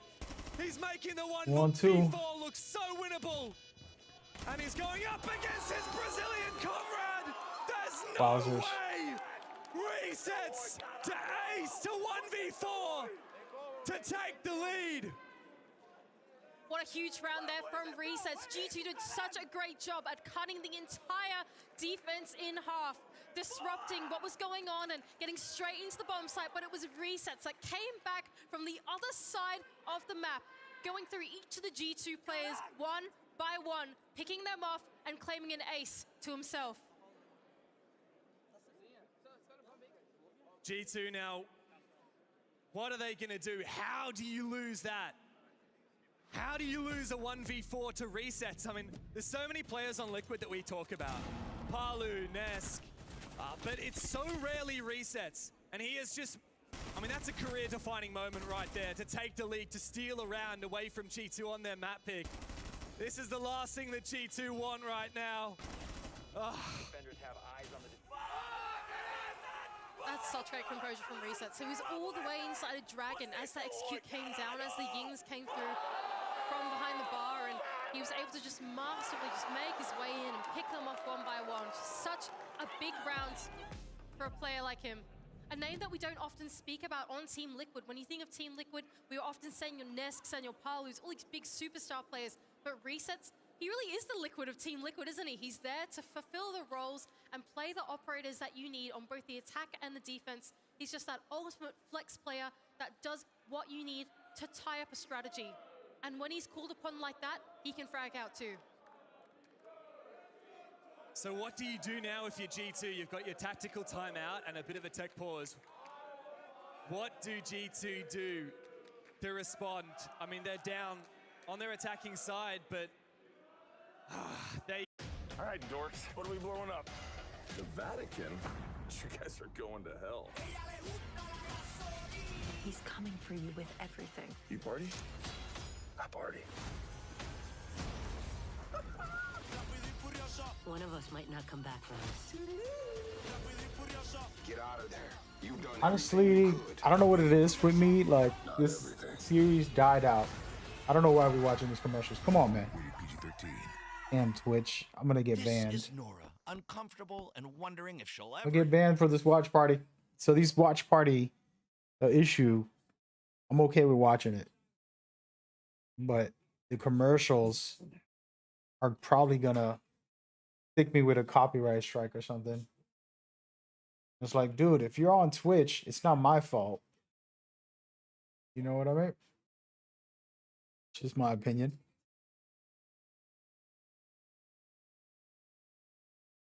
All right, we're back. Yeesh. And Alamau has said that when he called upon Liquid. He said, give me Liquid in a quarterfinal. He's got a bit more than he asked for, I think. One map down, 3-2 down on their map pick. But it's great to see that G2 is still having a lovely time. I really want to see Benja get back on the scoreboard though, Mandy. Me too. He just had a phenomenal start, like 4K in the opening round of Oregon, 11 kills in like 4 or 5 rounds. And I think for the last like maybe 10 rounds, he's only had a handful of frags. He's really been shut down here by Liquid. Me too. I really want to see him get back in the server. He is that front line, the spearhead for G2.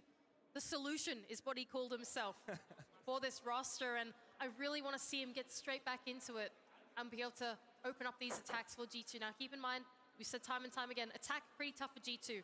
If they can even it up here on round 6, I would call that a success for them on Skyscraper. Yeah, absolutely. An even half on the attack is great. Defense is where G2 flourish on Sky. But the other thing to remember is that G2 is such a momentum-based game. They've taken their tactical timeout. They've had a short technical pause while we rehosted the match. And surely now this is where they have to turn that momentum. My fear, Mandy, is that if G2 go down here and it's 4-2, not only are they fighting from behind, they're going to have to win 5 of their defenses to prevent an overtime or a loss. But what's more than that, I mean, Liquid would just be having a fantastic bit of momentum. Well, I will not lie to y'all, we are back in the server, in fact. And G2, like Dev was saying, are trying to find their way to even up the round count and make sure that the momentum doesn't swing in the way of Team Liquid here. Starting out early on the roam is Palu with the Solus in hand. He's already identified the sweep of G2 as he's taken down Benja, the man that we were just saying to spearhead the attack of G2 has been once again shut down. Doki there to claim one back onto resets. Palu has been phenomenal this game. That is his 3rd opening kill so far. At least there is a response for G2.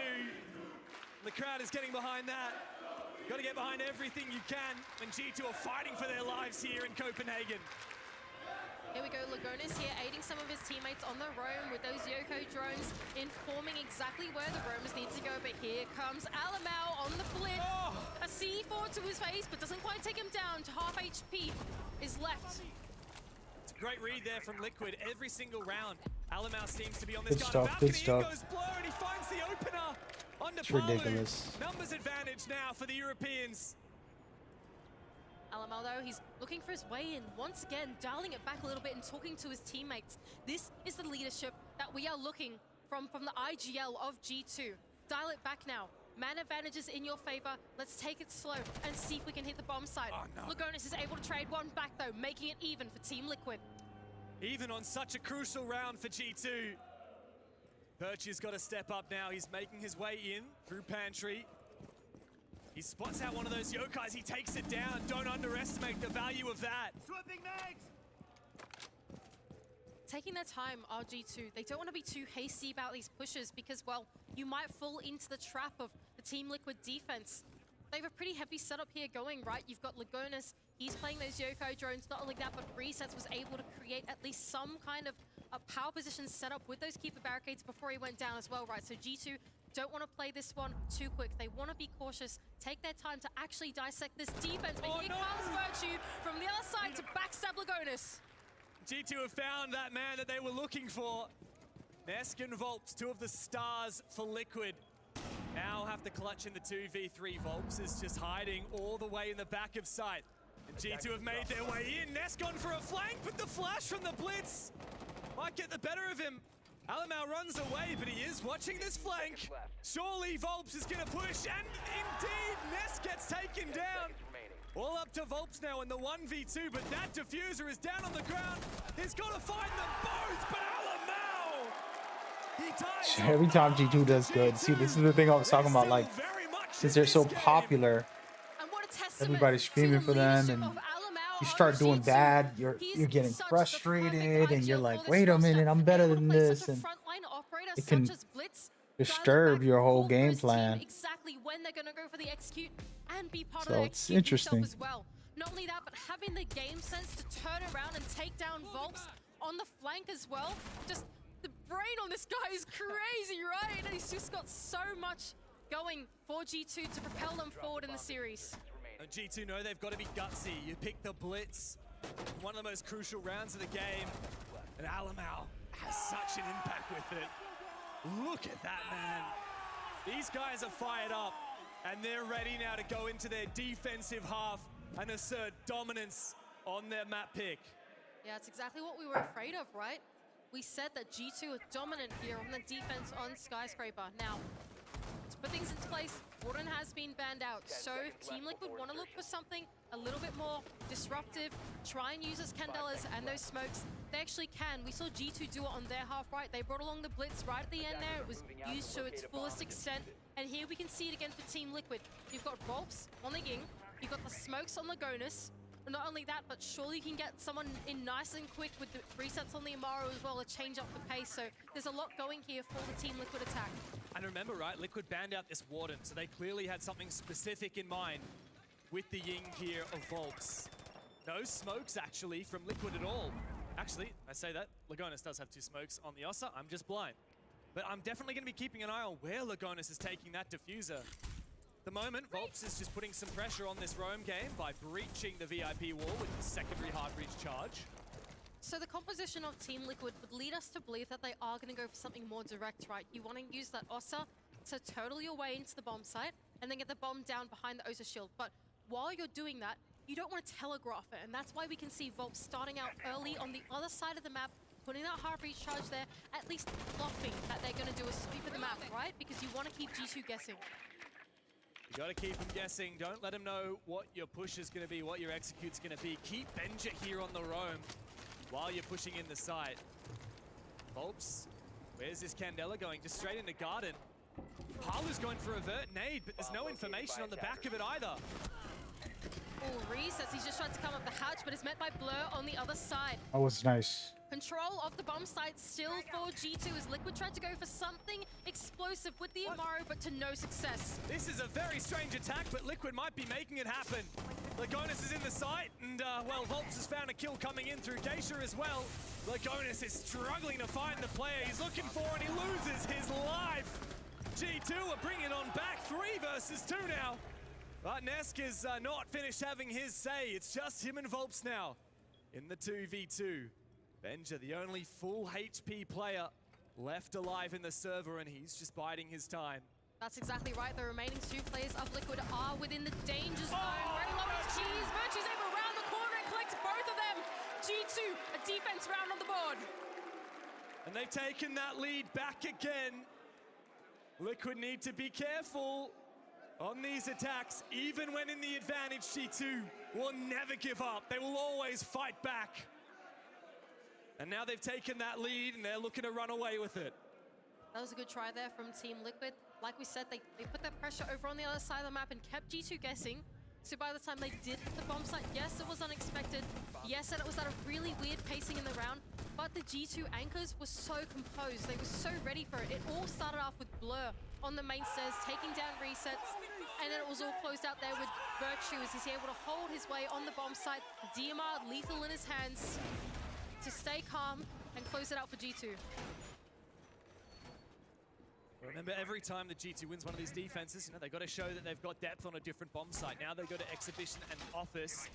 The Kaida's bans. It's going to be difficult to keep all these walls closed. It does look like it's an extended roam once again. Mirror windows being brought by Virtue. One placed inside of the Geisha hallway, facing into Karaoke. Plenty of lines of sight opened up as well. This is an unusual setup and one that Liquid are going to need to be ready to deal with as soon as they see it. It's so hard to attack here, right? Because you want some of your operators for the roam clear if you want to go for the roam clear. But then going in for a sweep against something like a Solus on Doki and even the Valkyrie on Alamau just seems like disaster, right? Meanwhile, even if you try and hit the bomb site, you don't exactly have enough explosives on the side of Team Liquid to really clear the mirror windows and whatever setup's going on there. So this is a really tough one for Team Liquid to read and dissect. I think they're going to have to take a lot of time to drown out the bomb site, drown out the entire map, in fact, and actually try and find the weakness. Resets has just got some massive value there out of that shot. Oh my Take God. down mirror window. What are you doing, Resets? So caught lacking his Doki's run out at him and take him down on the drone. Thank God Rolfs is there for the trade, though. That's the power of the Solus right there. That's and the a pretty power wild of the ass balls that Doki exchange. has. He'll run outside, doesn't matter. If he thinks he can get a kill, he'll risk his life for it. And while he does lose his life, Absolutely love the overhead cameras for me. Somebody who hosts tournaments, it's always nice. As Volps looks to retake his position. Not a bad shot there from Virtue as Volps has made his way into the roam game. Blur just on its rotation back, doesn't quite get caught out by Volps. He had a quick peek around the corner, doesn't tell the info of Volps, and Virtue's there for the kill himself. This is perfect from G2. They played it so well, but they have still 2 players left to find as Lagonis detonates that logic bomb, goes for a hunt. Virtue, man, he's been 6-0 since this rehost. He's having a fantastic time. Oh, he gets another head. 3K on the round, looking for his 4th. Lagonis denies it and gets another one. G2, you've already lost 1 4v1.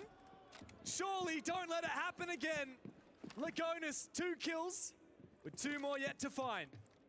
Yeah, the logic bomb is going to enable him to come up these main stairs now and tell that there are no G2 players left on this side of the map. Both of them playing a disciplined game on the bomb site and the 1-on-2. Like you said, they have lost out in this position before, so they don't want to do it again as they retain their composure. Each of them holding on to their own entry points. Lagonis trying to make his way in.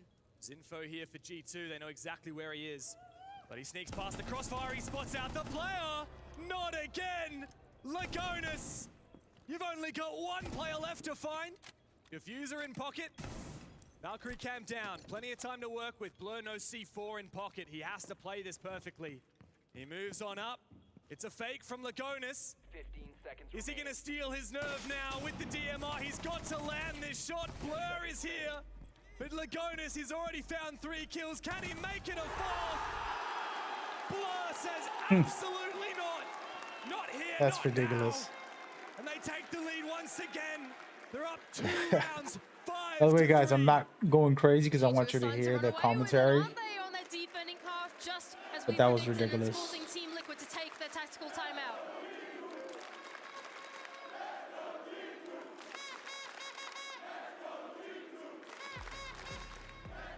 You can't deny, however, that Liquid have made G2 fight for every one of these rounds. It started incredibly strong there from G2 thanks to those gnarly shots from Virtue, but Lagonis brought it back. G2 have got to be so careful. It's the 2nd time a 1v4 has become a 1v1. Resets actually managed to get his. Lagonis can't beat himself up too much about that one. It was a round that he was never meant to win anyway. This is just the danger of G2 on defense, isn't it, in general? It's not just Skyscraper, but it's on every map. Every single player on this roster is absolutely lethal. Right now, it's Virtue. On the previous map, Everybody's it was wildin'. Angel. It doesn't matter which player it is on G2. It doesn't matter which name you call from that roster. You can expect any of them to show up and perform like that. You can expect any of them to be in that front line get in your face. We saw Doki, he used the full info of that Solus to get the most ballsy run of his life onto resets. I thought, resets, what's going on? You're being caught in 4K right now. But of course, because it was the Solus, you could see him doing that, right? Caught lacking, it's just G2 go for every single opportunity possible on the defense, and you can count on any 5 of those players to do something like that. And what people often say about super teams, right, is anyone could be gunning. Virtue's demonstrated that. He's very rarely the star player of this roster. You know, last round he was on the mirror. He found 4 kills. You can say the very same about resets. Nobody ever expected him to ace clutch. And yet, just a couple rounds ago, he did just that. G2 just 1 round away from the map point. And they've taken, a tactical timer has been taken now against them by Liquid. Need to get their heads back in this game, yet to find an attack round win. So G2 got to go to their tertiary bomb site down inside of Kitchen instead, Kitchen and Barbecue. Team Liquid, the hard part about attacking this bomb site is that not only do you want to try and do a map sweep of the top floor, but then you also need to convert it as well. Lagonis with a long line of sight just chips away at the health of Virtue a little bit, but not taking him down. The lineup for Liquid would indicate to me that they are actually looking to try and sweep the map and play the roam clear off the back of the line. The Dokkaebi, Paolo as well with the Ashe license to get himself in nice and quick, but they're taking their time. They want to see what they can find on these windows first. There goes the logic bomb. Liquid entering the map now as Palu is droned ahead. Side of drop, takes out the camera. G2 know his position. They have a setup waiting to receive it. Blur's actually been down inside of Geisha. That's one of those critical top floor players for G2. Oh, C4 very close. It doesn't quite land its mark. Palu is still alive and still putting pressure here on G2. Who's round in that corner? Benja. You gotta land those shots. He doesn't manage to get it against resets. And G2 on the ropes, caught out. Doing really well here is the sweep for Team Liquid. As they start to traverse their way through the top floor, the next point of contest will be these backstairs in this hallway, the power position, as Bobs tries to flash it out. Nesk off the back of the line scan to ring true, is able to collect yet another one for Liquid. Wowzers. Now man advantage for On2 on their favor. Oh, Doki's looking to try and retake those Liquid main still stairs. in that momentum phase, like I was telling you guys. Liquid could slow down now. Try and drone out these positions. Both these G2 players have taken damage, and while Doki's lost his life. All up to G2's Brazilian to face 4 Brazilians of Liquid, but it's not going to happen. Took a bit for Liquid to get back into it, but they're just within touching distance now of G2, 1 round behind. Really nice sweep of the map there for Team Liquid. It was fully aided by their composition. They had the idea, let's go for a map sweep, and they dedicated themselves to it. They identified the weakness in G2's defense, and that it was only extended vertically, right? They didn't extend horizontally across the map whatsoever, and they made that real estate their own as it was given to them, fully capitalized on that. And as this explosive mini execute came in on the top floor, it was resets to aid his own push into Geisha. At the same time, the hallway execute came out for Volps and Finesse with the line scan. Just such a well-coordinated attack onto the top floor. Was a really successful roam clear and therefore conversion for Team Liquid. They need to keep it up though. Liquid have now used their tactical timeout. It might have got them 1 round. But the real challenge comes in the primary and secondary bomb sites. G2 have already won. And as we go back to Tea Room Karaoke, Liquid previously tried this Ossa strat that didn't really work out. They brought the Amaru back, no Ossa this time. What is Resets gonna do with the Amaru? Because going up that Geisha hatch did not find anything. It's actually kind of unfortunate they didn't pick the Amaru here, right? Because like if you look at the defense of G2, there's not like a single impact. So anyway, missed opportunity, but it doesn't matter. Here we go. Into the attack of Team Liquid as they look to seemingly sweep the map once again. It seems like they've started. Oh, actually, maybe I'm lying here. Resets has started out nice and early, pretty close to the bomb site with the Amaru in hand. Lagonis as well with the diffuser starting out on that karaoke wall, so would indicate to me Liquid are teasing out this bomb site pressure early. It's a tentative conclusion, but will they do it? It does look like Liquid is setting up to form a set piece. 2 players outside of Geisha window in Lagonis and Palu. A Thatcher Thermite combo. But here's Resets. And in goes the Finka, in goes the Amaru. He's there with the SMG-11, but Palu goes down first. It's not all that it was cracked up to be for Liquid, but I don't think G2 have any idea that Resets has made his way in the site. Doki on for the trade, but it's not done yet. Lagonis is there for another. 3v3 now, as G2 try and hold on to the site. Good composure there from G2. I think they read into the fact that Liquid being real quiet, and they actually sent 2 of their defenders back to hold on to the bomb site. Volps down below, aided by that Dokkaebi call, is aware that there is a player on the back stairs, but the barbed wire is keeping him at bay. His presence will be made known if he progresses any more forwards. He's got to wait for his teammates to support him before taking this engagement. Alamau knows. He knows, and he's looking for it. Who wins this fight? Volps is just waiting. Alamau, as you said, will get the sound cue from the barbed wire. G2 are just waiting now. They know they don't have to make the first move. Lagonis and Nesk have regrouped. And there goes the Adrenal Surge. Volps walking into the barbed wire. Surely Alamau gets this. No, absolutely not. Volps finds the kill. But he is the last man standing for Liquid. The only one standing between G2 and a map point here on Skyscraper. Benja and Doki not looking to give Volps anything to work with, as G2 have found themselves in a position far too many rounds now, forfeiting a man advantage. Volps trying to bait out a peek, but so sustained here is G2. And Doki locks it in. Map point now for G2. Really nice composure there from G2 as the rush came through from Team Liquid. Early on in the round, the silence was telling, and G2 collected the members back on the bomb side and said it was Doki that was a really pivotal player there, as he retook nice and early, traded out his teammate. This is the kill coming out in the replay right now, and it was really, really tricky there from Team Liquid to try and mount execute after that. Being in the man disadvantage, they almost recollected themselves inside of Geisha, but Doki held steadfast in the bomb site. The perfect player in the perfect position to do so. G2 fans will be very happy that now a map point is set before them. Liquid ended up really running away with Oregon. What was piped up to be a close game ended up 6 rounds in a row for Liquid. G2 have now responded almost as dominantly. Now this game has been back and forth, but G2 have strung 2 rounds together, 3 rounds together here or there. And now with map point before them, I do get the vibe, Mandy, we might be heading to map 3. This might have to go all the way to Theme Park to settle it. I think so as well, and look at the big setup that Like what G2's G2's doing there, they're actually on point. On the site, but even one dedicated to the other side of the map for this roam. They're looking for such a holistic hold on the map. It's such a confident strategy from these guys in what could be the final round of this map to send us to map 3. It's been so hard to read either of these teams. Constantly playing games with each other, baiting out a rush, going for a rush. Baiting out a spawn peak. Doki playmaking on the Solus. He's roaming down below. Resets hyper aware of his position.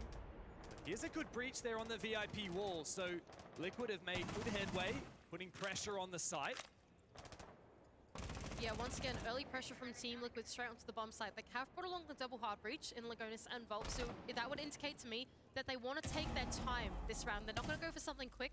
They're changing the tempo, and they're going to cut down the map instead with the hard breach tools they have. A C4 to go out from Blur onto the outside of Geisha doesn't connect onto anybody just yet, as Team Liquid take their time through this mid-round. Gotta be scary being a player like Blur right now. Not really afforded a lot of support. He's playing somewhat solo on this roam. But G2 feel the need to have pressure everywhere on this map, as Liquid are continuing to feel out the pressure. Virtue finds one, but Volps has sent it inside and found the trade. Backing out again. Still half the round to go. Yeah, look, in and out. Dial it back, right? You don't have the full map control anywhere else, so put yourself in safety. Really well played there from Volps. Doki now taking an engagement just outside of this dragon window. Doesn't quite find the kill that he's looking for and decides to fall back instead. But here comes Volps once again in the middle of the bomb site, but shut down by Alamau. It's all up to Lagonis, but it just wouldn't be right if there it is. Game 3. Theme Park is required to settle it.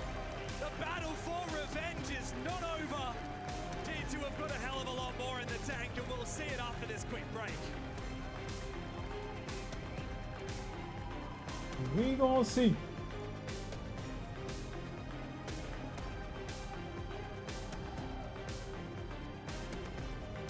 And there you go, ladies and gentlemen. I'm not sure how long this break is, but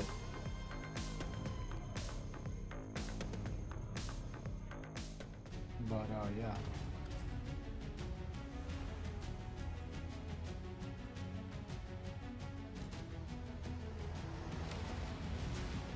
I'll keep it there for a little bit.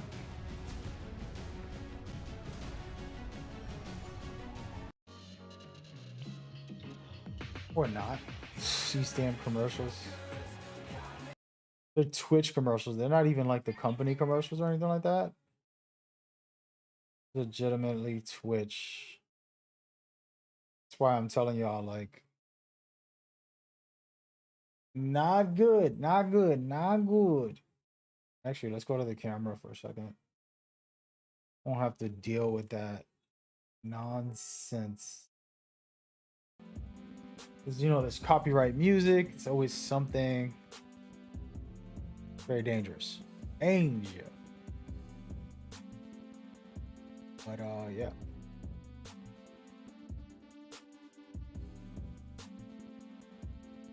Yeah.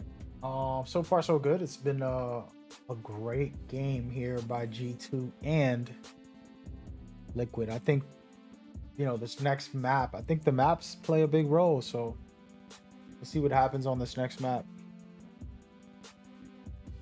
You know,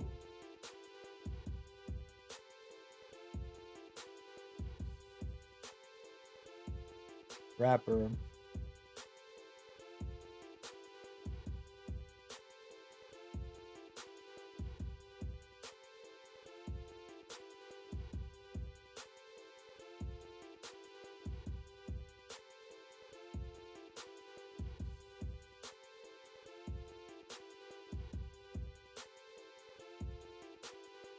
But yeah, apologies, I'm in the middle of checking something out.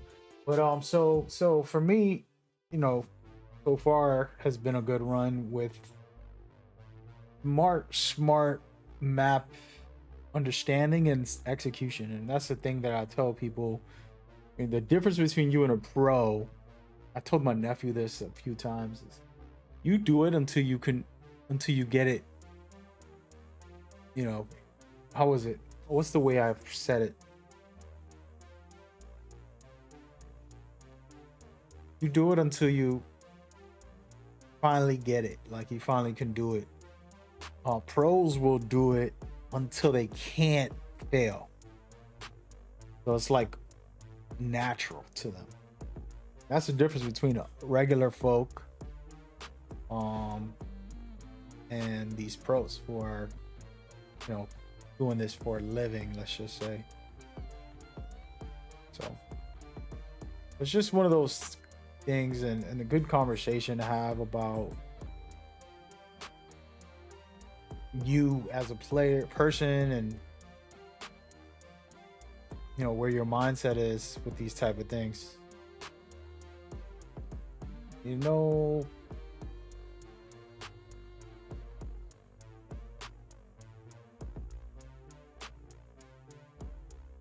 but personally for me, let me go back to the visual.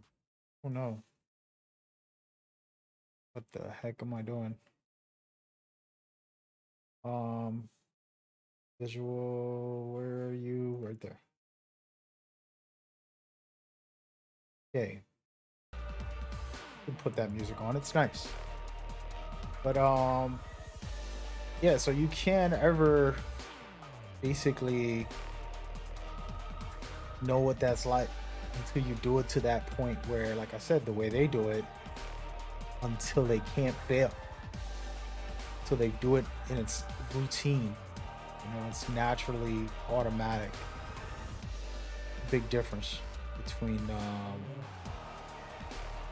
your mentality and their mentality.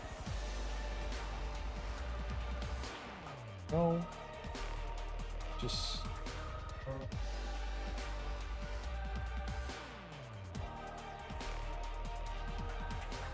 Just the way it is, folks.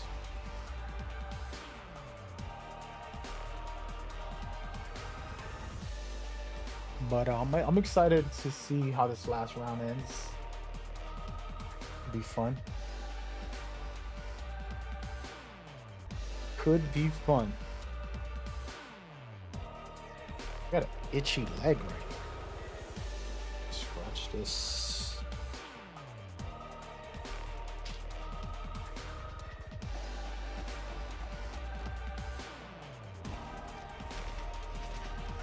Probably got another hour or two to chill out, and then I gotta go handle some business a little later. It's getting later in the day.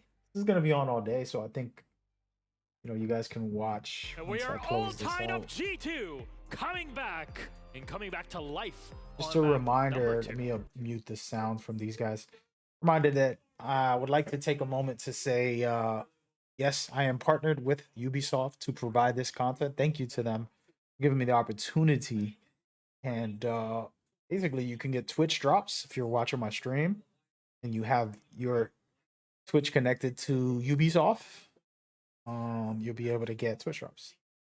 Outside of that, we're just hanging out, trying to see who's the top dogs. It's getting a feel for who's the top dogs, because you got to understand, not all of these guys have what it takes to win it all. They've been great and good, but there's only, like, truthfully, a team or two usually that are like, those guys are the ones that are gonna win it. And the more you can assess it and look at it, you'll start to see it unfold. Like, okay, they have what it takes.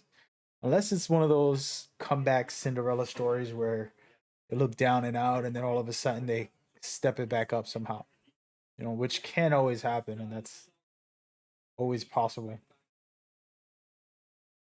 So, but that's just how I look at it. And again, not everybody might feel the same, and that's fine. Don't try to force my opinions, that type of stuff.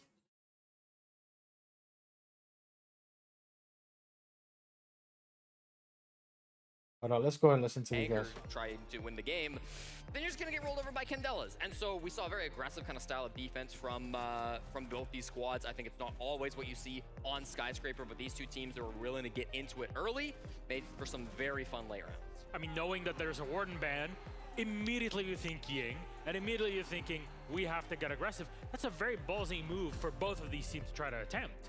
No, but actually, it's actually smart, because the thing is, if they stayed together and played on the bomb site the same way they did on Oregon, then they would have been stuck with the Yin, exactly. And then they're in crossfires, but they're blind. Crossfires are useless if you're blind. So you would just die, and then the site would just fall. And actually, some direct text worked a little bit, but the crossfires from G2's side were too strong. The resets was on another level.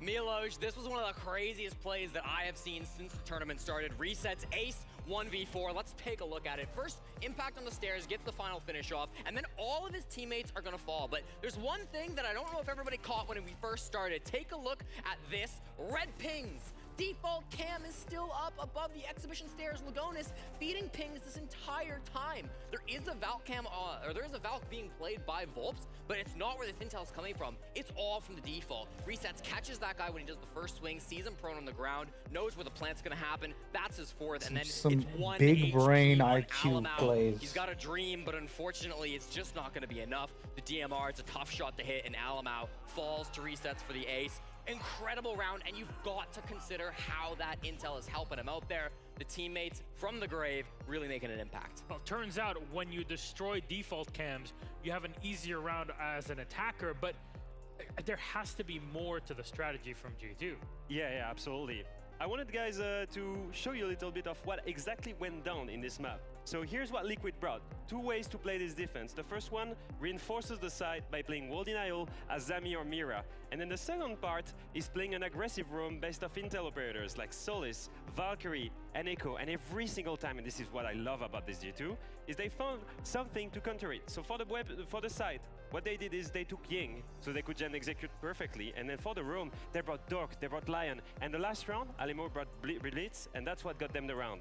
This is what I love to see. Adaptation. This is, we make the side strong, we roam heavy. This is what This guy we knows his stuff. take down the roamers and to execute on side. Really, really good adaptation from G2. So defender, what I'm trying to understand here, and again, I am functioning off of very limited knowledge of Rainbow Six. When defenders turtle up and actually try to play properly and even extend out, what you do is bring the most annoying operators to play against, and then you win. Have you tried roaming against Blitz, despite your poor knowledge of the game? No, it's terrible. Yes, so this is what I mean. Like, you're getting calls from the KIB, you're getting lioned, so you cannot move, and then you're getting a Blitz in front of you. It's super hard to roam. And then you try and play side crossfires, and you're blind because of Ying? To be fair, I've had worse things than Dokkaebi calling me. Yeah, okay, yeah. Anyways, map 3 is set for us, though. Theme Park is coming up. G2 had the choice. They removed Clubhouse to take us here, Jesse. Your thoughts on that? Not a shock. Theme Park, 3-game win streak, 7-1 record since this map was released in Tier 1 competition. G2 love this map. They dominate on it for Team Liquid. It's the single map where they were knocked out of the 6 Invitational. They got some history and maybe some PTSD again on this map. Yeah, and I think the thing with Theme Park is this is where you can have really good teams. Is it's actually one of the maps that's the least played by the professional teams, right? It's not an easy one to play. And it's funny because they always leave it up in map vetoes. I think G2 banned it once and then left it open 17 times in different vetoes. It's a good map for both teams. I just think it favors G2 more. I think we need to open up this question to the crowd in here. Copenhagen, who takes it? Is it Liquid? Is it G2? I think we got clear favorites, but we'll see how we go in the server. G2 versus Liquid continues on map 3. Let's toss it to our casters. Mandy, Dev, take it away. I honestly couldn't tell you who's going to win this game, Mandy. It's a grudge match. It's for revenge for Volps, for Liquid, for how many times they have been the bridesmaids, but never the bride. On the flip side, G2 looking to continue their campaign throughout the tournament. It's been a long road, but the world champions are not looking to give up. Liquid took the first map. G2 have replied. Now we're going to Theme Park. That's exactly right. This series was promised to be a banger, and I think it's going to deliver to be, as we can finally go to our third map. And well, Theme Park, if that doesn't spell I chaos, can't lie, I don't know what yo. does. It's crazy to see terminology I used to use when I was young become like actual thing. Yeah, look, I think Theme Park You is know, notoriously people challenging just to attack. It's probably the most challenging in map of professional the 9 situations, map you pool to hear attack them saying as it now, and stands, it's so I like, wouldn't wow, be too okay. surprised if G2 feel comfortable Not a with the bad side thing. I'm they've not got making fun here, of anybody, by starting the out way. this final I map think it's cool. to knock out Liquid from the bracket. There is absolutely no doubt. When you hear the names G2 Esports and Team Liquid, you know that you're in for a banging game. And while the community Gonna go vote crazy. favors G2, while the crowd here in Copenhagen is cheering for the home team, Team Liquid are never to be underestimated. We're going all the way to map 3. G2 and Liquid. Who takes it? We're about to find out. And here we go, rolling out through the ban phase as well. Yeah, all right. Reset's probably having a bit of a laugh about that one on the other side, isn't he? He's like, oh, right. Yeah, well, I mean, if I was going up against Resets, picking Amara every round, I'd probably ban it too. And then Doki's having a laugh about that one. Yeah. He's quite literally having a laugh about that one. You can see it in his player cam. Anyway. You can't tell whether it's a laughter of comedy or a laughter of pain for Doki, but here's a curveball from Liquid. Ooh, yeah, mute ban. Interesting. So when you're on the attack, it's always tough to clear out. Let the crowd go. All right. I don't blame G2 for banning out the Valkyrie after, as Jesse pointed out, during that 1 versus 4 clutch from Resets, the Valkyrie was instrumental to enabling those kills. So I don't mind the mute ban for G2. I think that even though it does take a little bit of like your site construction, it also means that once you get onto your attack, you're not going to be stuck in that process of droning where you're going to be lost in the intel for your mid-round. I think it's always the hard part about attacking Theme Park. Well, in fact, every stage of attacking Theme Park is kind of hard. It's a bit like Skyscraper in that instance where attacking each stage of the attack is challenging on Theme Park, and I think it's made exactly the same here in this series. You know what's absolutely terrifying? If you're There it attacking on goes. Theme Park as if it wasn't attacker-sided enough. Have a look, we got Solus, we got Mira, we got the Azami, we even have the Warden. So there's so many tools for the defensive side available that it's gonna be hell in a cell to attack. Yeah, I think that's exactly right. I just think that there are so many tools up for the defense. Like, yes, your site construction, your meat's gone, and yeah, there's intel gone for the Valkyrie, but like you said, any map with Azami and Solus both in the pool is probably going to lean itself into the defense. The attack is forced to deal with at least one of them. Either the setup on the site, or your roam clear is going to be made very hard for the Solus on the board, right? So I even like watching these compositions. You get to see who's using what and why. As for Like, the what attacking exactly side, are it seems the like Liquid have taken setup? a leaf out of Alamao's book as Resets has brought the blitz. Now, Alfama talked about this on the desk. What does it feel like to go up against a blitz when you're roaming? Yeah, look, it's not cool. That's all. When you got a blitz running at you, a Dokkaebi calling you, and a line scan ring, what do? You smell death. It's not great. Probably just hang up the keyboard at that rate. Liquid are going to make this very challenging for G2 to hold on to map control. As we've established, it's not easy to attack, and Liquid definitely have the harder task here, as they're doing their signature Team Liquid and they're poking and prodding just about everywhere on the map at once. Yeah, that's exactly right. Team Liquid don't like to dedicate themselves to one push right at the start of the early game. They like to see what their best opportunity is. Now, they've identified it to be around Cafe. Somehow, they've put some Candelas through to see how G2 respond to it. Immediately after the Candelas come through, they're not actually following in with that utility, but they're just seeing whether G2 actually rotate over it to it, because you can see that there's still players on the opposite side of the map, like Paolo, who's putting pressure on inside of Break Room, like Volps, who was all the way inside of Cash, for example. It's just to keep the defense guessing and to see what rotations and behaviors they make before they make their decision. Oh, wow. What is the play here from Liquid? Another Candela from Ness goes out. Volps is on this rappel for Break Room. And Palu's looking to breach the wall to give Volps a deep angle onto the site. G2 highly aware of the position, but Volps opens the equation. He finds a double! And Liquid have completely stolen the show here. In the opening round, That's it's wild. just Doki left to 1 versus Starting off 5. hot. As Lagonis starts to force down that diffuser. Doki is about to meet a blitz, and it doesn't get much worse than that. Volps, a 3K in the opening rounds. And a flawless Good way to one start. boot. Team Liquid are very happy about that opener. And I would be happy about that too. That was such a well-formulated attack from Team Liquid. They took their time to identify themselves around the building and then find the point of least resistance to actually make the entry work. Even though Nesk had the utility of the Candela in his hands inside of Cafe, even though it looked like he was telegraphing the entry from Cafe, it actually came in from Break Room instead, off the back of Palu with his ace charges to get him and Volps in together, take down the one critical player they needed to in Benja, and then, yeah, it's so perfectly timed that Selma charge going out that makes that angle accessible to them down the hallway to close out the round. Such a nice attack from Liquid. Volps highlight reel. He's very, very excited. They are going about insane. You gotta love that. Liquid have been so good this series, but with G2 coming at their throats on map 2, they've got to bounce back here, and doing it on the attack's never easy, is it?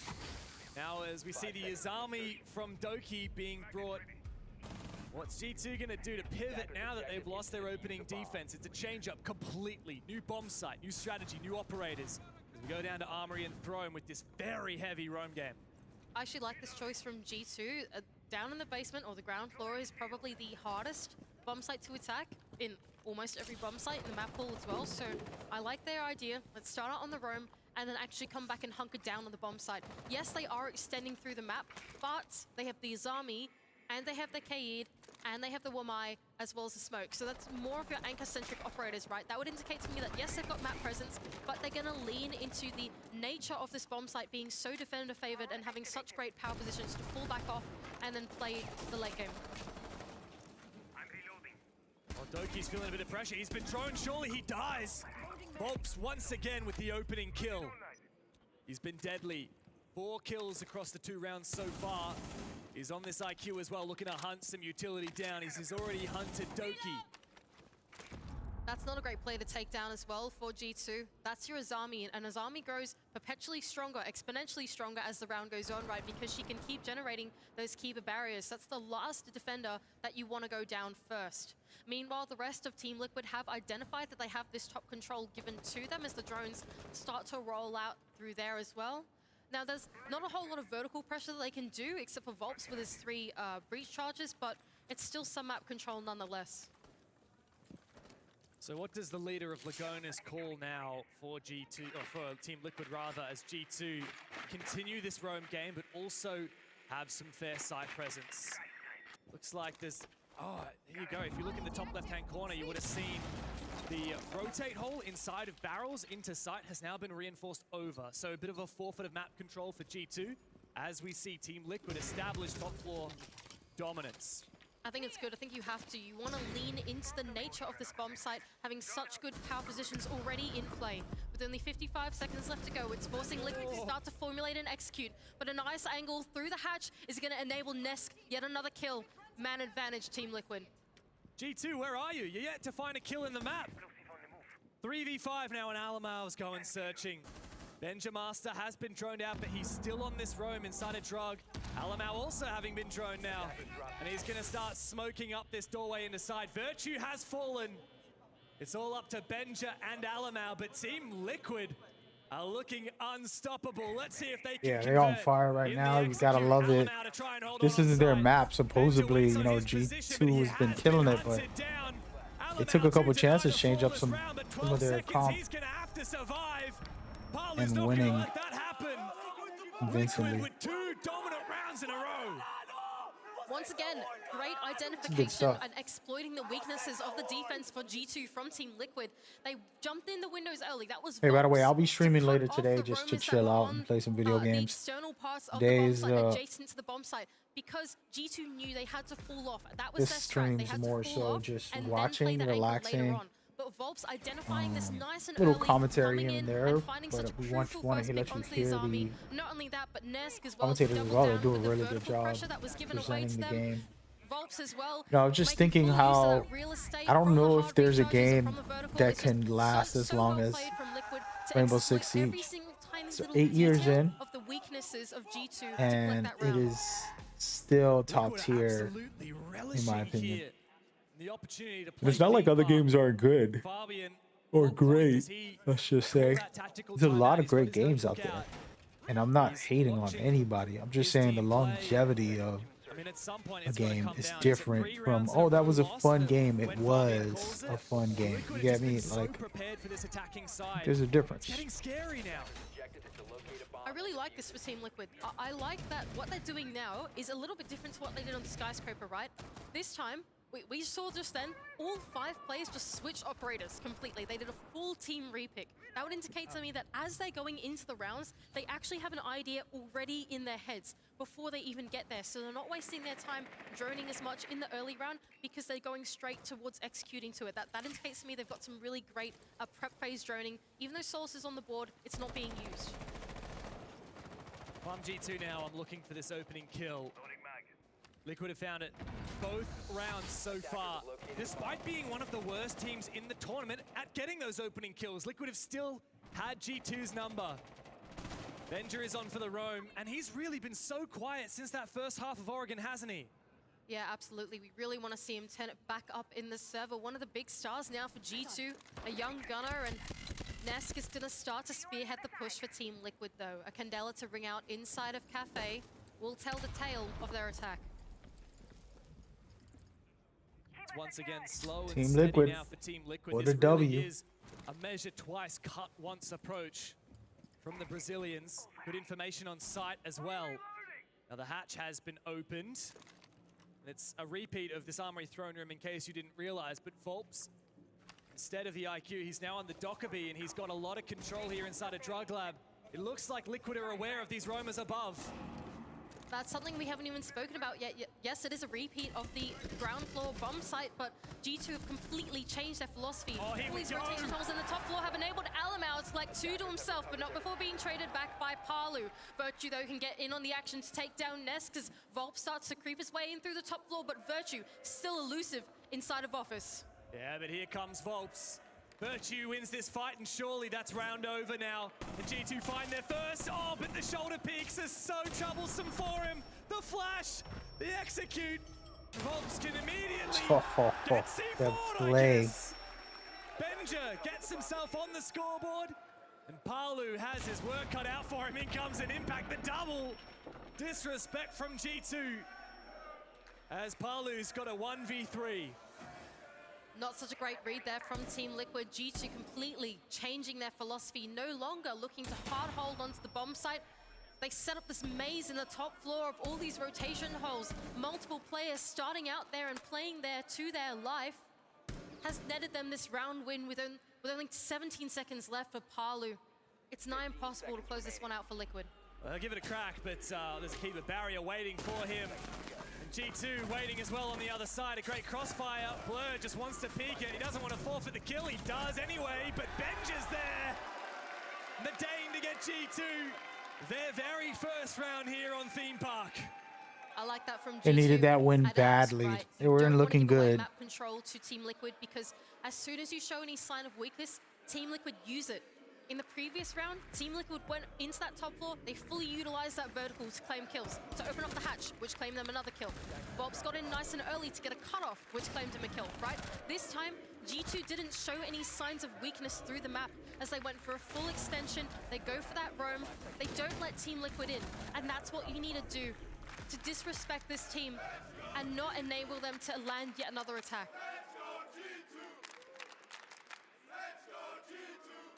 Definitely a G2 favored crowd here, that's for sure. And finally, G2 has given them something to cheer for. To be honest, kind of biased, the crowd. Like, don't get it twisted. Scream for your crowd, but you have a good play. I don't know. I'm a different breed. Sometimes, you know, I'll get excited when I see something amazing, even if it's from the opposite team who I don't want to win and all that stuff. It's just my mentality of just enjoying whatever it is I'm watching. You know, I'm not rooting for the other team to win. Of course, I want my team to win, but I'm also going to have fun with it and not make it the end of the world. You know, when it's just a good play, it's just a good play. How I look at it. Yeah, so here we go. This is G2 now extending over horizontally towards the dragon side of the map now. I think Nesk has identified that there is in fact a Zami on the board. It's a little challenging to deal with, so he's brought along the Flores to try and deal with that one-to-one. They don't really have too many explosives in their hands to actually deal with a Zami as the time ticks away, so I imagine that Doki's position here inside of Cash will be made pretty strong, and it'll be pretty challenging for Team Liquid to deal with. Yeah, Liquid is slowing down here, that's for sure. As the Rotero drones have looked to try and clear some utility out. Just have a look at how Liquid are almost all positioned around this cafe area, looking at for a fairly direct push, as you said. Not a lot to deal with the roam game at the moment. I think this is a good read from Team Liquid so far. Like, yes, the Azami is up, but it's on the other side of the map. So where do you want to put your presence? They're going to put it on cafe instead. So now they've started to make their way in. Volps, of course, spearheading the attack down below with the Dokkaebi. He can aid himself to get in. Meanwhile, the drones are starting to go on the top floor. Now, the hard part about doing this push dev is converting from the ground floor to the next floor. The stairs are some big, scary choke points for the attack to get through, and that's why we can see Paolo here on these repels to try and enable his team to get into their power positions. Candelas are going into break, but is a player going to repel in, or is this just a mind game? Alamau is there, completely unflashed. No one is repelling on in. This is just a bait for now. As we can hear one of the Roteros detonate elsewhere. Volps is surely going to have to come up from some stairs. Liquid have done very little so far this round, but here it finally comes. Virtue finds the opener onto Nesk as the attempt to push in through Cafe is thwarted, but immediately responded upon from Liquid. Alamau has taken down Palu and made break his own. But Team Liquid are certainly not done yet. They are continuing to battle for map control. And they've got the numbers back once again in their favor. It's all up to Alamau now. 1v3, and the clutch will be called upon. SMG 12 in hand, but Volps's is simply better. A massive advantage now for Liquid. 3-1 on their attack of Theme Park. These are such well-formulated attacks for Team Liquid. They really put the pressure on G2, force them to be kept at bay, right? Even though Nesk didn't repel until later, what he did was he forced Alamau to keep looking at him, right? And by Alamau being stuck in his position, it enabled Volps and Lagonis to jump into the building together and take down the rest of G2 behind his back, right? It left Alamau in that clutch position as the entire time he spent looking at the windows, waiting for Ness to repel in, only for him to do it in the last like 15 seconds of the round, right? So just such great teamwork there from Team Liquid, knowing how to enable their teammates from across the map and allow them to get in and make a play. On the back Hard of that stuff. round loss, G2 Telling you, man, big finally brain IQs taken wins tactical more than timeout. anything. What does Fabian need to be saying right now? No, Mandy, we're fortunate enough that G2, where they have their between map pep talks, it's right next to where we cast. So we see them. We see Fabian, we see Titan, we see Maniac all gathering around with the roster, discussing what they're going to be doing in this upcoming map. Now, for G2, like, it really hasn't gone according to plan here. They won the coin flip, they got the defense start, and yet they've really fallen flat. Liquid have been running away with this game. I think the thing here for G2 is that they never seem to know what Team Liquid is doing, right? Every time that Team Liquid get the in on the map, every time they go for what I like to call these mini executes, G2 never seem to know that it's actually coming until it happens. And I think that's a result of the lack of intel here on the defense, right? There's not a whole lot of passive intel. This time we've got a little bit more with the 2 sets of barbed wire, but you're not bringing along the Solace to check where they're droning, for example. There's no pulse, and the Valkyrie's been banned out. So there's a severe lack of active intel here for G2 to actually be able to tell what Team Liquid are doing. And Team Liquid are fully utilizing that unpredictability to close out these rounds. Surely here, G2 really need to buckle down and win 2 rounds straight. Like, if they lose this half, if they go 2-4 or 1-5, how on earth do they come back from that? It feels nigh impossible. The stakes here are massive for G2. This has got to be 2 back-to-back defenses to close the half, bring that momentum back on Yeah, their that's side. true. If they lose this, And here we go, It's once again, the ridiculous. Azami in play for Doki on the side of G2. This time, even actually less explosives in the hand of Team Liquid. Really, the only thing they have to deal with it is the X-Kairos of Lagonis. Maybe they have Lugon 6 or something like that in hand, but if Team Liquid play wrong into the defense of G2, or if Doki suddenly becomes more mobile on the Azami and actually runs at the attack of Liquid and sets up the fortress there, they could see some trouble. Well, here come the drones, and Doki's Azami inside a cache spotted. Great use of the barricades here from G2 to prevent a quick lurk, but Volps takes it down. His position may well have been revealed if someone was on the cams or heard the sound cue. Still, this roam is not given up yet for G2. Yeah, full pivot now from Team Liquid. They've seen the setup that's going down in Cache, and 3 players have just rotated from Cache to Cafe side once again. Nesk is still going to put some pressure here by chucking out some of his Candelas, but Liquid aren't dedicating themselves to anything just yet. It's just Volps who's managed to get his way up the Dragon Stairs, but he was already lurking here anyway. Yeah, and amidst all the chaos as well, Benja's found the opening kill for G2. Now, Virtue found it last round. It didn't help G2 convert. Let's see what Ness can do. He finally moves in on the back of his Candela. He's been playing mind games with them all day long, but now he makes the entry felt. The E1D roars on out, but Blur has taken down Volp, so G2 can maintain the numbers advantage. Resets with this DMR. Is tasked with dueling 2 players on the yellow stairs. Wowzers. But Blur gets the better of him. Nesk immediately traded back, and Benja! He comes to life in the server for G2. And the Dane on home turf brings G2 their 2nd round of the map. And once again, such great composure from the defense of G2. They know how to hold onto the map holistically. Even though Liquid tried to go for a pivot off the back of Nesk, trying to enable a drop from the Cafe side of the map, it didn't really eventuate because all of G2 was spread throughout that top floor. They were ready with the crossfires. They were even ready to deal with Volps' lurk, so they were prepared for all eventualities, all circumstances, and they shut down Liquid because of it. G2 now, can they even up the half? They're trailing by just a single round. In the back of the timeout, they managed to finally break Liquid's momentum, but can they sustain their own? That's the question. They can go down to Armory and Throne Room, a bomb site they have successfully defended already before. And there's no questioning the energy of either team, Mandy. Like, sometimes you'll see games where one team is just really focused in cool and calm. I can't say that for either of these teams. Both G2 and Liquid are on fire right now. They are so full of energy. They're bursting at the seams. And this really has become a marathon. We're on the third map. Who's going to be able to sustain that energy through to the end of Theme Park?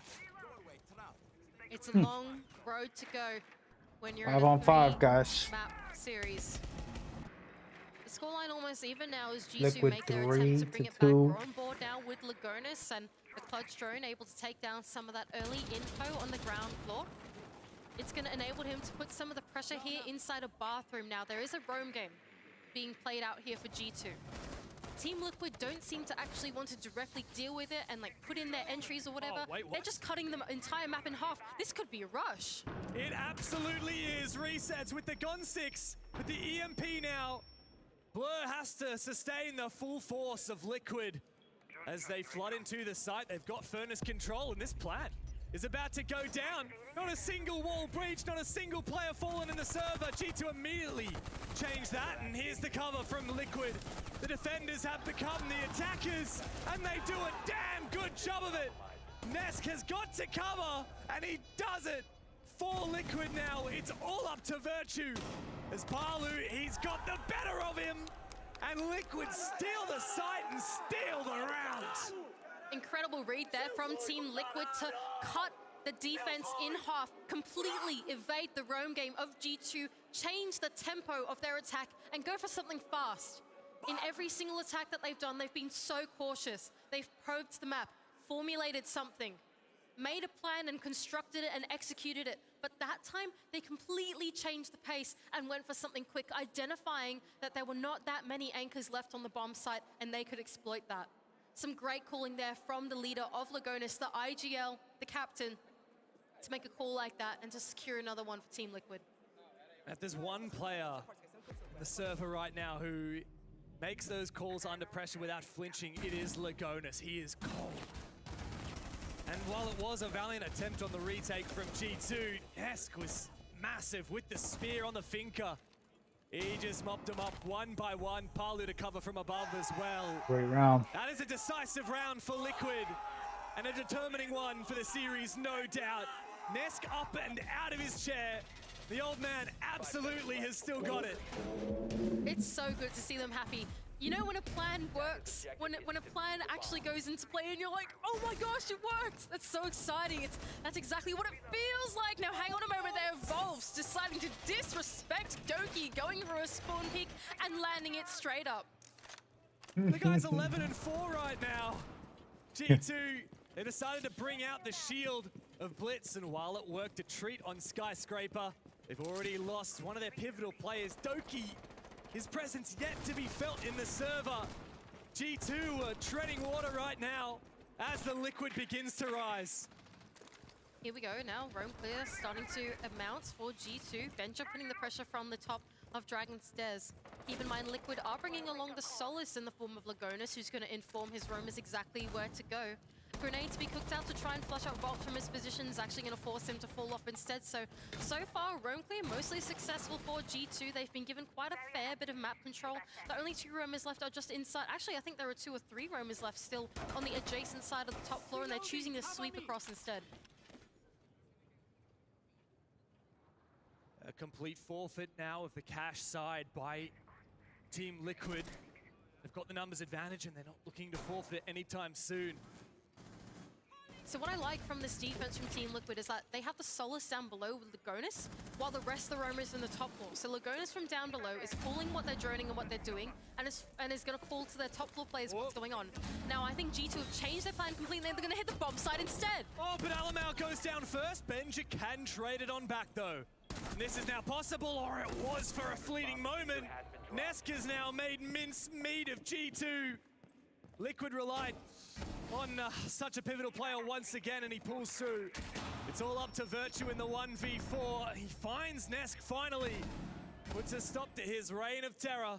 But with 3 players left to find, this feels desperate, it feels fruitless. Liquid have the site, they have the diffuser within their clutches. It's only a matter of time before Virtue gives him the final kill. He jumps straight on inside, And Liquid once again dominate. Liquid just have a plan for That's everything. it, guys. Liquid for the win. Advised call there for G2. They started out on the roam clear. It kind of I don't didn't care what amount to anybody anything. says. There were 3 roamers on the top floor, so they thought, okay, hey, there's only They just 2 on got the that bomb site, let's momentum. try I hit don't it. know. When they Got actually a got swagger to to the bomb him, site, a they were momentum. met by a Wamai that was blocking all their projectiles. Gotta And give then him the an Azami respect. setup that allowed Nest to play this dance around the Keeper Gate to take them all down as they tried to enter into the bomb site. We see it here as well. Lagonis fully utilizing the setup here with the P90 in hand. It was just so great from Team Liquid to fully play into the defense that they'd set up for themselves in making sure that they can't be rushed on even through the mid-round. Can we just take a moment to talk about Nesk? I don't think Nesk has ever had a tournament quite like this, at least not for a very, very long time. Once upon a time, he was that star fragger, not just from Brazil, but of the world. He took the global scene by storm in his debut. And, well, there have been times when people have questioned whether he's still got it, and I think he's really put those doubts to rest today, Mandy. This is the old Nesk, and he's firing on all cylinders. He's bringing Liquid another victory here in a quarterfinal. They're just 2 rounds away, so close they can taste it. That, and I think a big name to mention here is Volps, 12-4 at the moment, and just doing so well for his team, being really the first point of contact, both on the attack and the defense, right? On the attack, he's playing this enabling lurker role. On the defense, he's always the first one in the faces of the attack. And then when you have players like Nesk and Paolo, just one step behind Volps, what you get is a deadly combo. And I think just having this pickup has enabled the 2 remaining players of Nesk and Paolo, such long-standing members, to really find their space to do so well in this team, just as you're saying. G2 need all of the G2 Army's energy now to bring it back. The 2-5 score differential. Tough. Liquid just bide their time and wait, as does Benja here down inside of Bathroom. Volps is getting a hell of a lot of information from this soulless gadget. What is G2 up to? G2 looking to probe as well. They don't want to dedicate themselves to anything just yet, but so far it actually looks like a very similar approach to what Liquid were going for on the attack. Just put Benja in down below. Here we are on board with this stint as he is with 2 nades in hand. Meanwhile, the diffuser in the hands of Blur is just outside of the break room. So it would indicate to me that G2 are looking for a much more direct attack onto the bomb site. Volps has just missed the push of Benja as he creeps his way up the stairs. Ah, but it's all gone downhill for G2. Doki finally finds their first kill. Oh, he's absolutely insane. The 180 flick may have just saved this game for G2, but Resets once again delivers for Liquid. It's up to Benja now to stave off match point. He's on the bomb site, but he doesn't have the diffuser. Resets and Lagonis wait patiently. They know they don't need to make a move as Benja starts to make his way around. This really is just a 1v1 on this side of the map for Benja. He's sneaking on the Danish operator. The Danish player is looking for 1v1s, but that's an angle and a half from Lagonis to serve up a match point for Team Liquid on the verge of knocking out the world champions. Just crazy. imagine that there if you're Benja, you pop up in front of the mirror expecting it to be closed, and then you get a bullet between the eyes, not realizing that that setup had been adapted to the push that Team Liquid were holding on to. G2, they Team tried Liquid, to go guys. for a more direct attack Called inside it. the break room and inside of Cafe. But what Liquid were able to do was Not they really, flipped but their you know setup what I around mean. instead. They You opened know up the what mirror I window mean. and played Come inside on, of man. Office instead of playing next to Cafe. They open up the mirror window inside of Initiation and play inside of Initiation instead of playing inside of Bunk. By flipping around their defense, they fully prevented G2 from actually being able to claim the site safely. They gave them a false sense of security. They let them in, but they took them down with the crossfires that they'd set up midway through the round. And amidst those chaotic moments where G2 find a couple kills out of nowhere, thanks to Doki, Liquid still remain composed. Resets, he's been a player we talked about quite a lot today. He has. Not the least because of his 1v4, but even in that round, bringing back from the numbers deficit into a winning position for Liquid. And that's very much what they have right now, Mandy. Rub your eyes and you'll see it's clear as day. It's a 6-2 advantage for the Brazilians And this comeback from G2 has to be immense, and it needs to start right now. G2 are being kept so accountable by the setups of Liquid so far. They're fully utilizing this combination of the Solis and the Azami. Whether you're roaming, you're running into the Solis, who's telegraphing your push. If you try and hit the bomb site, you meet the fortress of Nesk that is set up. Lagona seems ready and waiting for a potential rush in through the drug window, but it doesn't eventuate, as G2 look to try and sweep the map instead. The Dokkaebi and the Lion combination with Doki as well, and the Ashe will surely enable them to try and get their way in onto the map and take down some of these roamers. We know Doki well, he's always looking for an opening, but he's struggled to find them in this map. We know Alamau well, he always tries to lead his team to victory with the high energy, with the passion that nobody can doubt. But he may have met his match in the form of his former teammate Lagonis. And on G2's quest for the first major victory since 2018, they stare down Team Liquid, who are firing like they don't give a damn. On board we were with Doki just then as he made his entry in onto the map, leading the charge for G2, but all of Team Liquid giving them the respect and falling off to the bomb site. They need to hold on to the adjacent positions here. Is Resets, who's still inside of Armory, making sure that they can't hit the backside of the bomb site. Meanwhile, G2, they've been given full vertical control here to try and cut away at any of the anchors on the site. It's good map control for G2. But Liquid know that they don't have to make the first move. The onus here is on Liquid. G2 are waiting for these players to move into their lines of sight. Alamau knows about the position of Resets inside of Throne, but Resets isn't giving him anything. They have full info here, and they're trying to clear him out, Dev, but the time is ticking away. How much time can they waste clearing Resets? There's only 50 seconds left to go as Doki starts to traverse through that top floor. But with the time going down, it's the danger zone now for Team Liquid. It's do or die.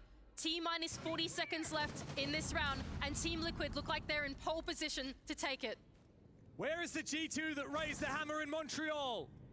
We need to see them now. 30 seconds left on the clock as Liquid simply waits for G2 to make their move. Doki's got to turn it up. He's got to have a Doki round now.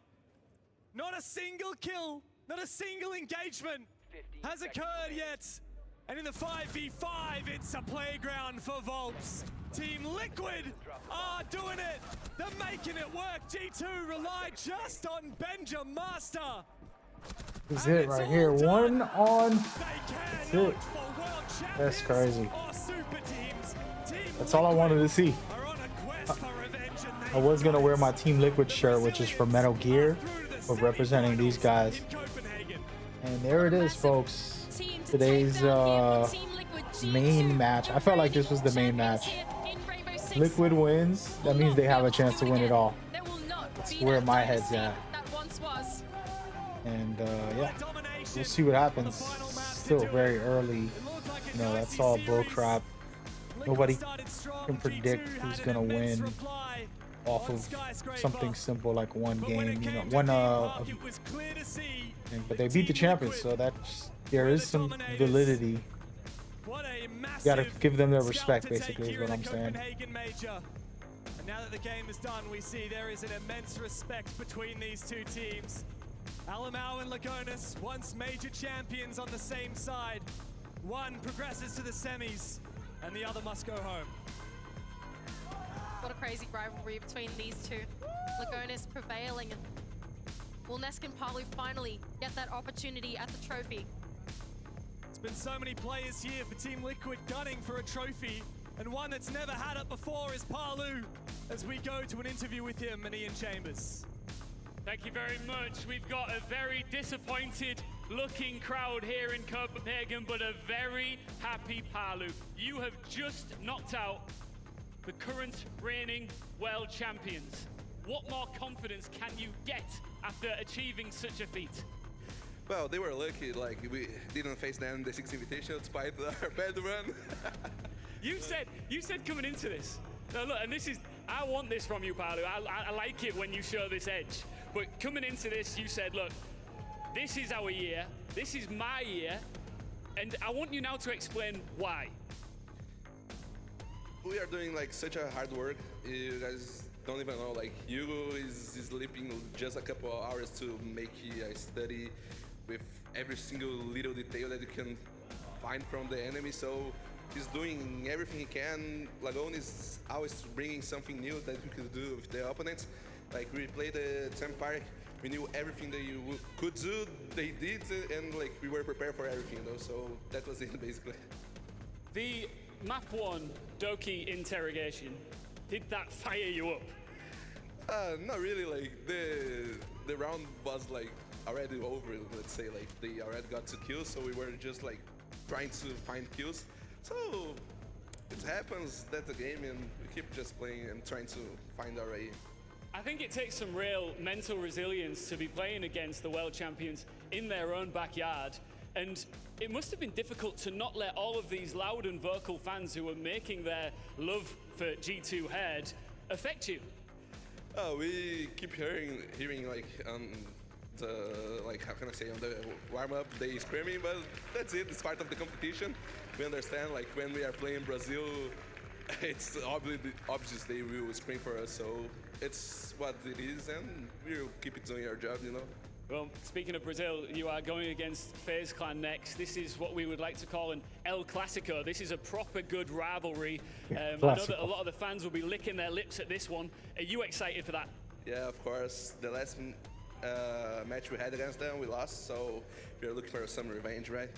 This man tastes revenge, and I feel like he's tasting, or hoping to taste, his very first ever major trophy. Palu, congratulations. I'll let you go and celebrate with your teammates and prepare for the semi-finals. So far, the quarterfinals has been Brazil against everyone else, and everyone else is getting cooked. Milos.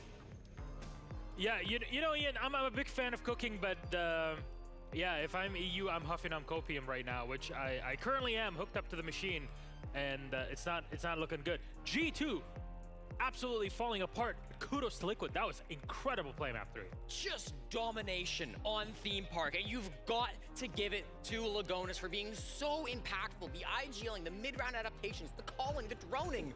Oh my god, we compared the IGL styles of Lagonis versus Alamau in the pregame, right? 2 former teammates had a back-to-back against each other, former major champions on the same team, and we saw the master IGL, the original IGL that Alamau may have learned something from, completely dominate the student. We saw so many good rounds here, especially on attack from Team Liquid, constantly coming on in. That round 6 call to go into the bomb site, rush through connector, get the kit down 5v5, masterclass. Yeah, it really felt like they were scanning the bomb site every single early round. Every time the droning was on point, and they were making up a plan on the flow, and it felt like so perfect, like rehearsed strategies, really.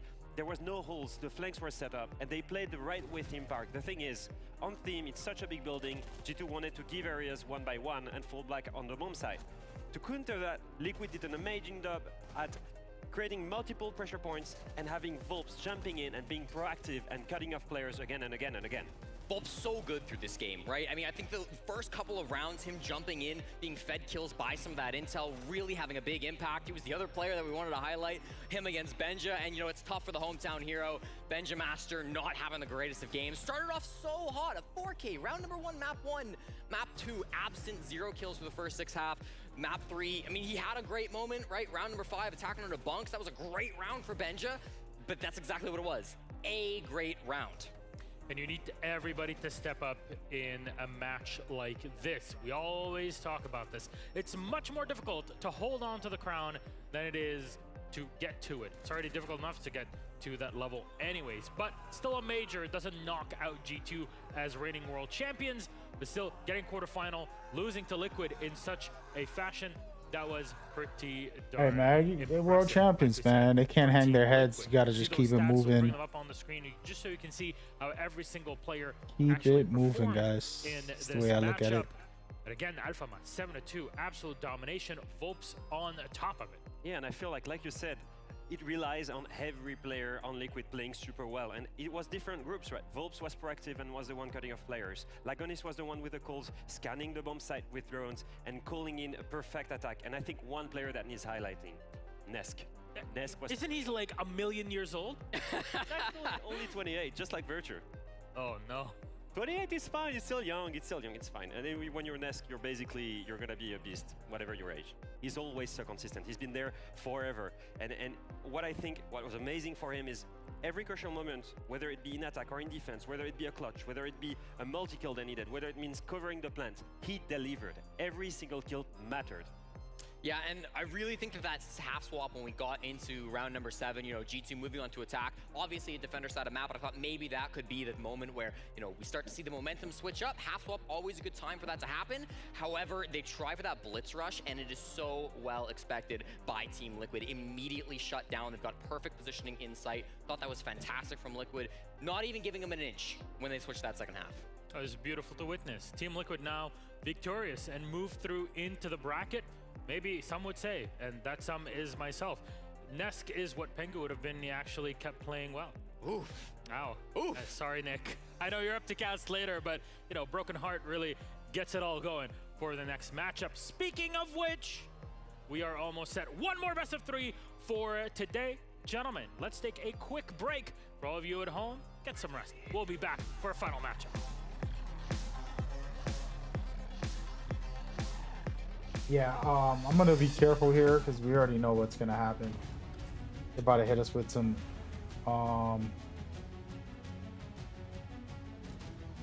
Twitch commercials. 20 minutes, not happening.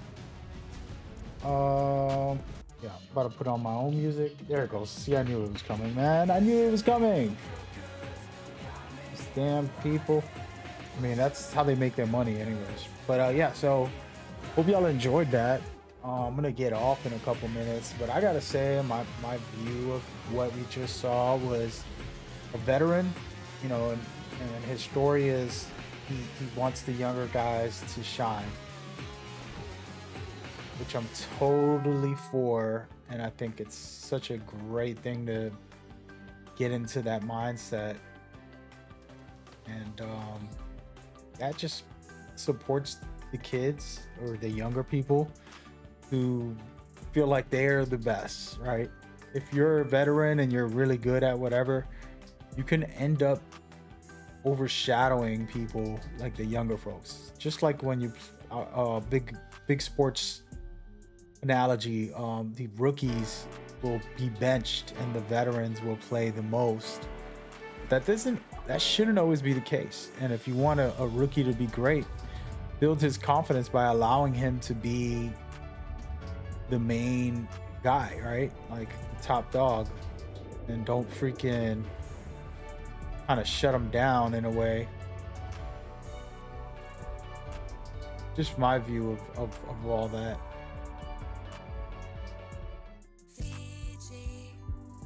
But you know, to each his own. It's all fun and games to a certain extent. However, teams want to play it, they play it. Like I said, the ego is important, and I wouldn't want to call it ego, confidence of being able to lift those kids up, lift the younger guys up in a way. You feel me? With instant just alerts as on important. Apartments.com, you'll never miss out on finding your perfect place. We have a huge announcement. We are Yes! But yeah, pregnant. hope y'all enjoyed it. Cheers. It was cool, man. I got to relax and Apartments.com. Are you born see some genuine? games, kind of study, Have you to been be honest. genuine since? Genuine Like to since the study that moment stuff you started because living your you know truth, I don't changed play competitively, Ray-Ban. but Genuine since can 1937. always learn, My name is Miles Morales, and I'm Brooklyn's one and only Spider-Man. and that's definitely a lot of learning there. Want to get out of here? So wait a minute. You There's feel an elite me? crew with all the best spider people in it? I'm Spider-Man. Oh no. Man, I don't want to see. I'm watching a commercial for the Spider-Man movie. Like, dude, please don't. Don't tease me like that. Don't tease me. And my brain dies. Spider-Man Across the Spider-Verse in movie theaters June 2nd. I'm gonna go. Oh, yeah, I gotta go up. So, but yeah, we'll see what happens with this next matches. I'll probably be back again tomorrow, or at worst Sunday. I believe Sunday is the finals. Let me look at this up real quick before I speak of turn.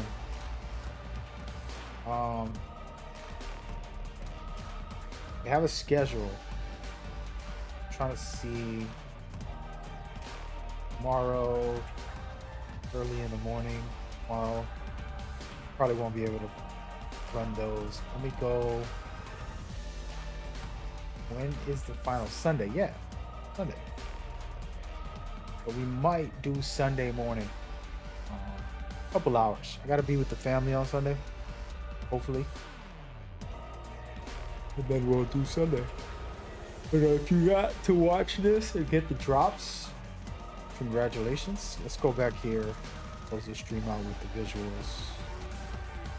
Wait a minute, the audio was still playing? Oh my goodness. I don't trust this this streaming stuff, man. You can co-stream the stream, but the commercials from Twitch, I don't know how that works. Do you really think he's gonna play with this? You need something way more powerful, man. It's obvious when you see his moves. Do you want to see his moves again? Or... Bro, I was watching the SI before you even knew about R6. Pengu can win with this setup. Real legend, he wins with this. Sorry guys. I know a thing or two about Rainbow Six, so follow me. These are like in-game commercials. Now this is the best from the company. It's the HDR 400 monitor, the XB 253 QGP 24.5 inches. EO Finals 2020. I'm doing a triple kill. The monitor had to be top-notch to keep up with my moves. Frostblade fans, they can cool the best graphics card, the best processor, and even the biggest hard drive, the most memory. They keep things cool and calm like my head was at SI 2018 to win the championship.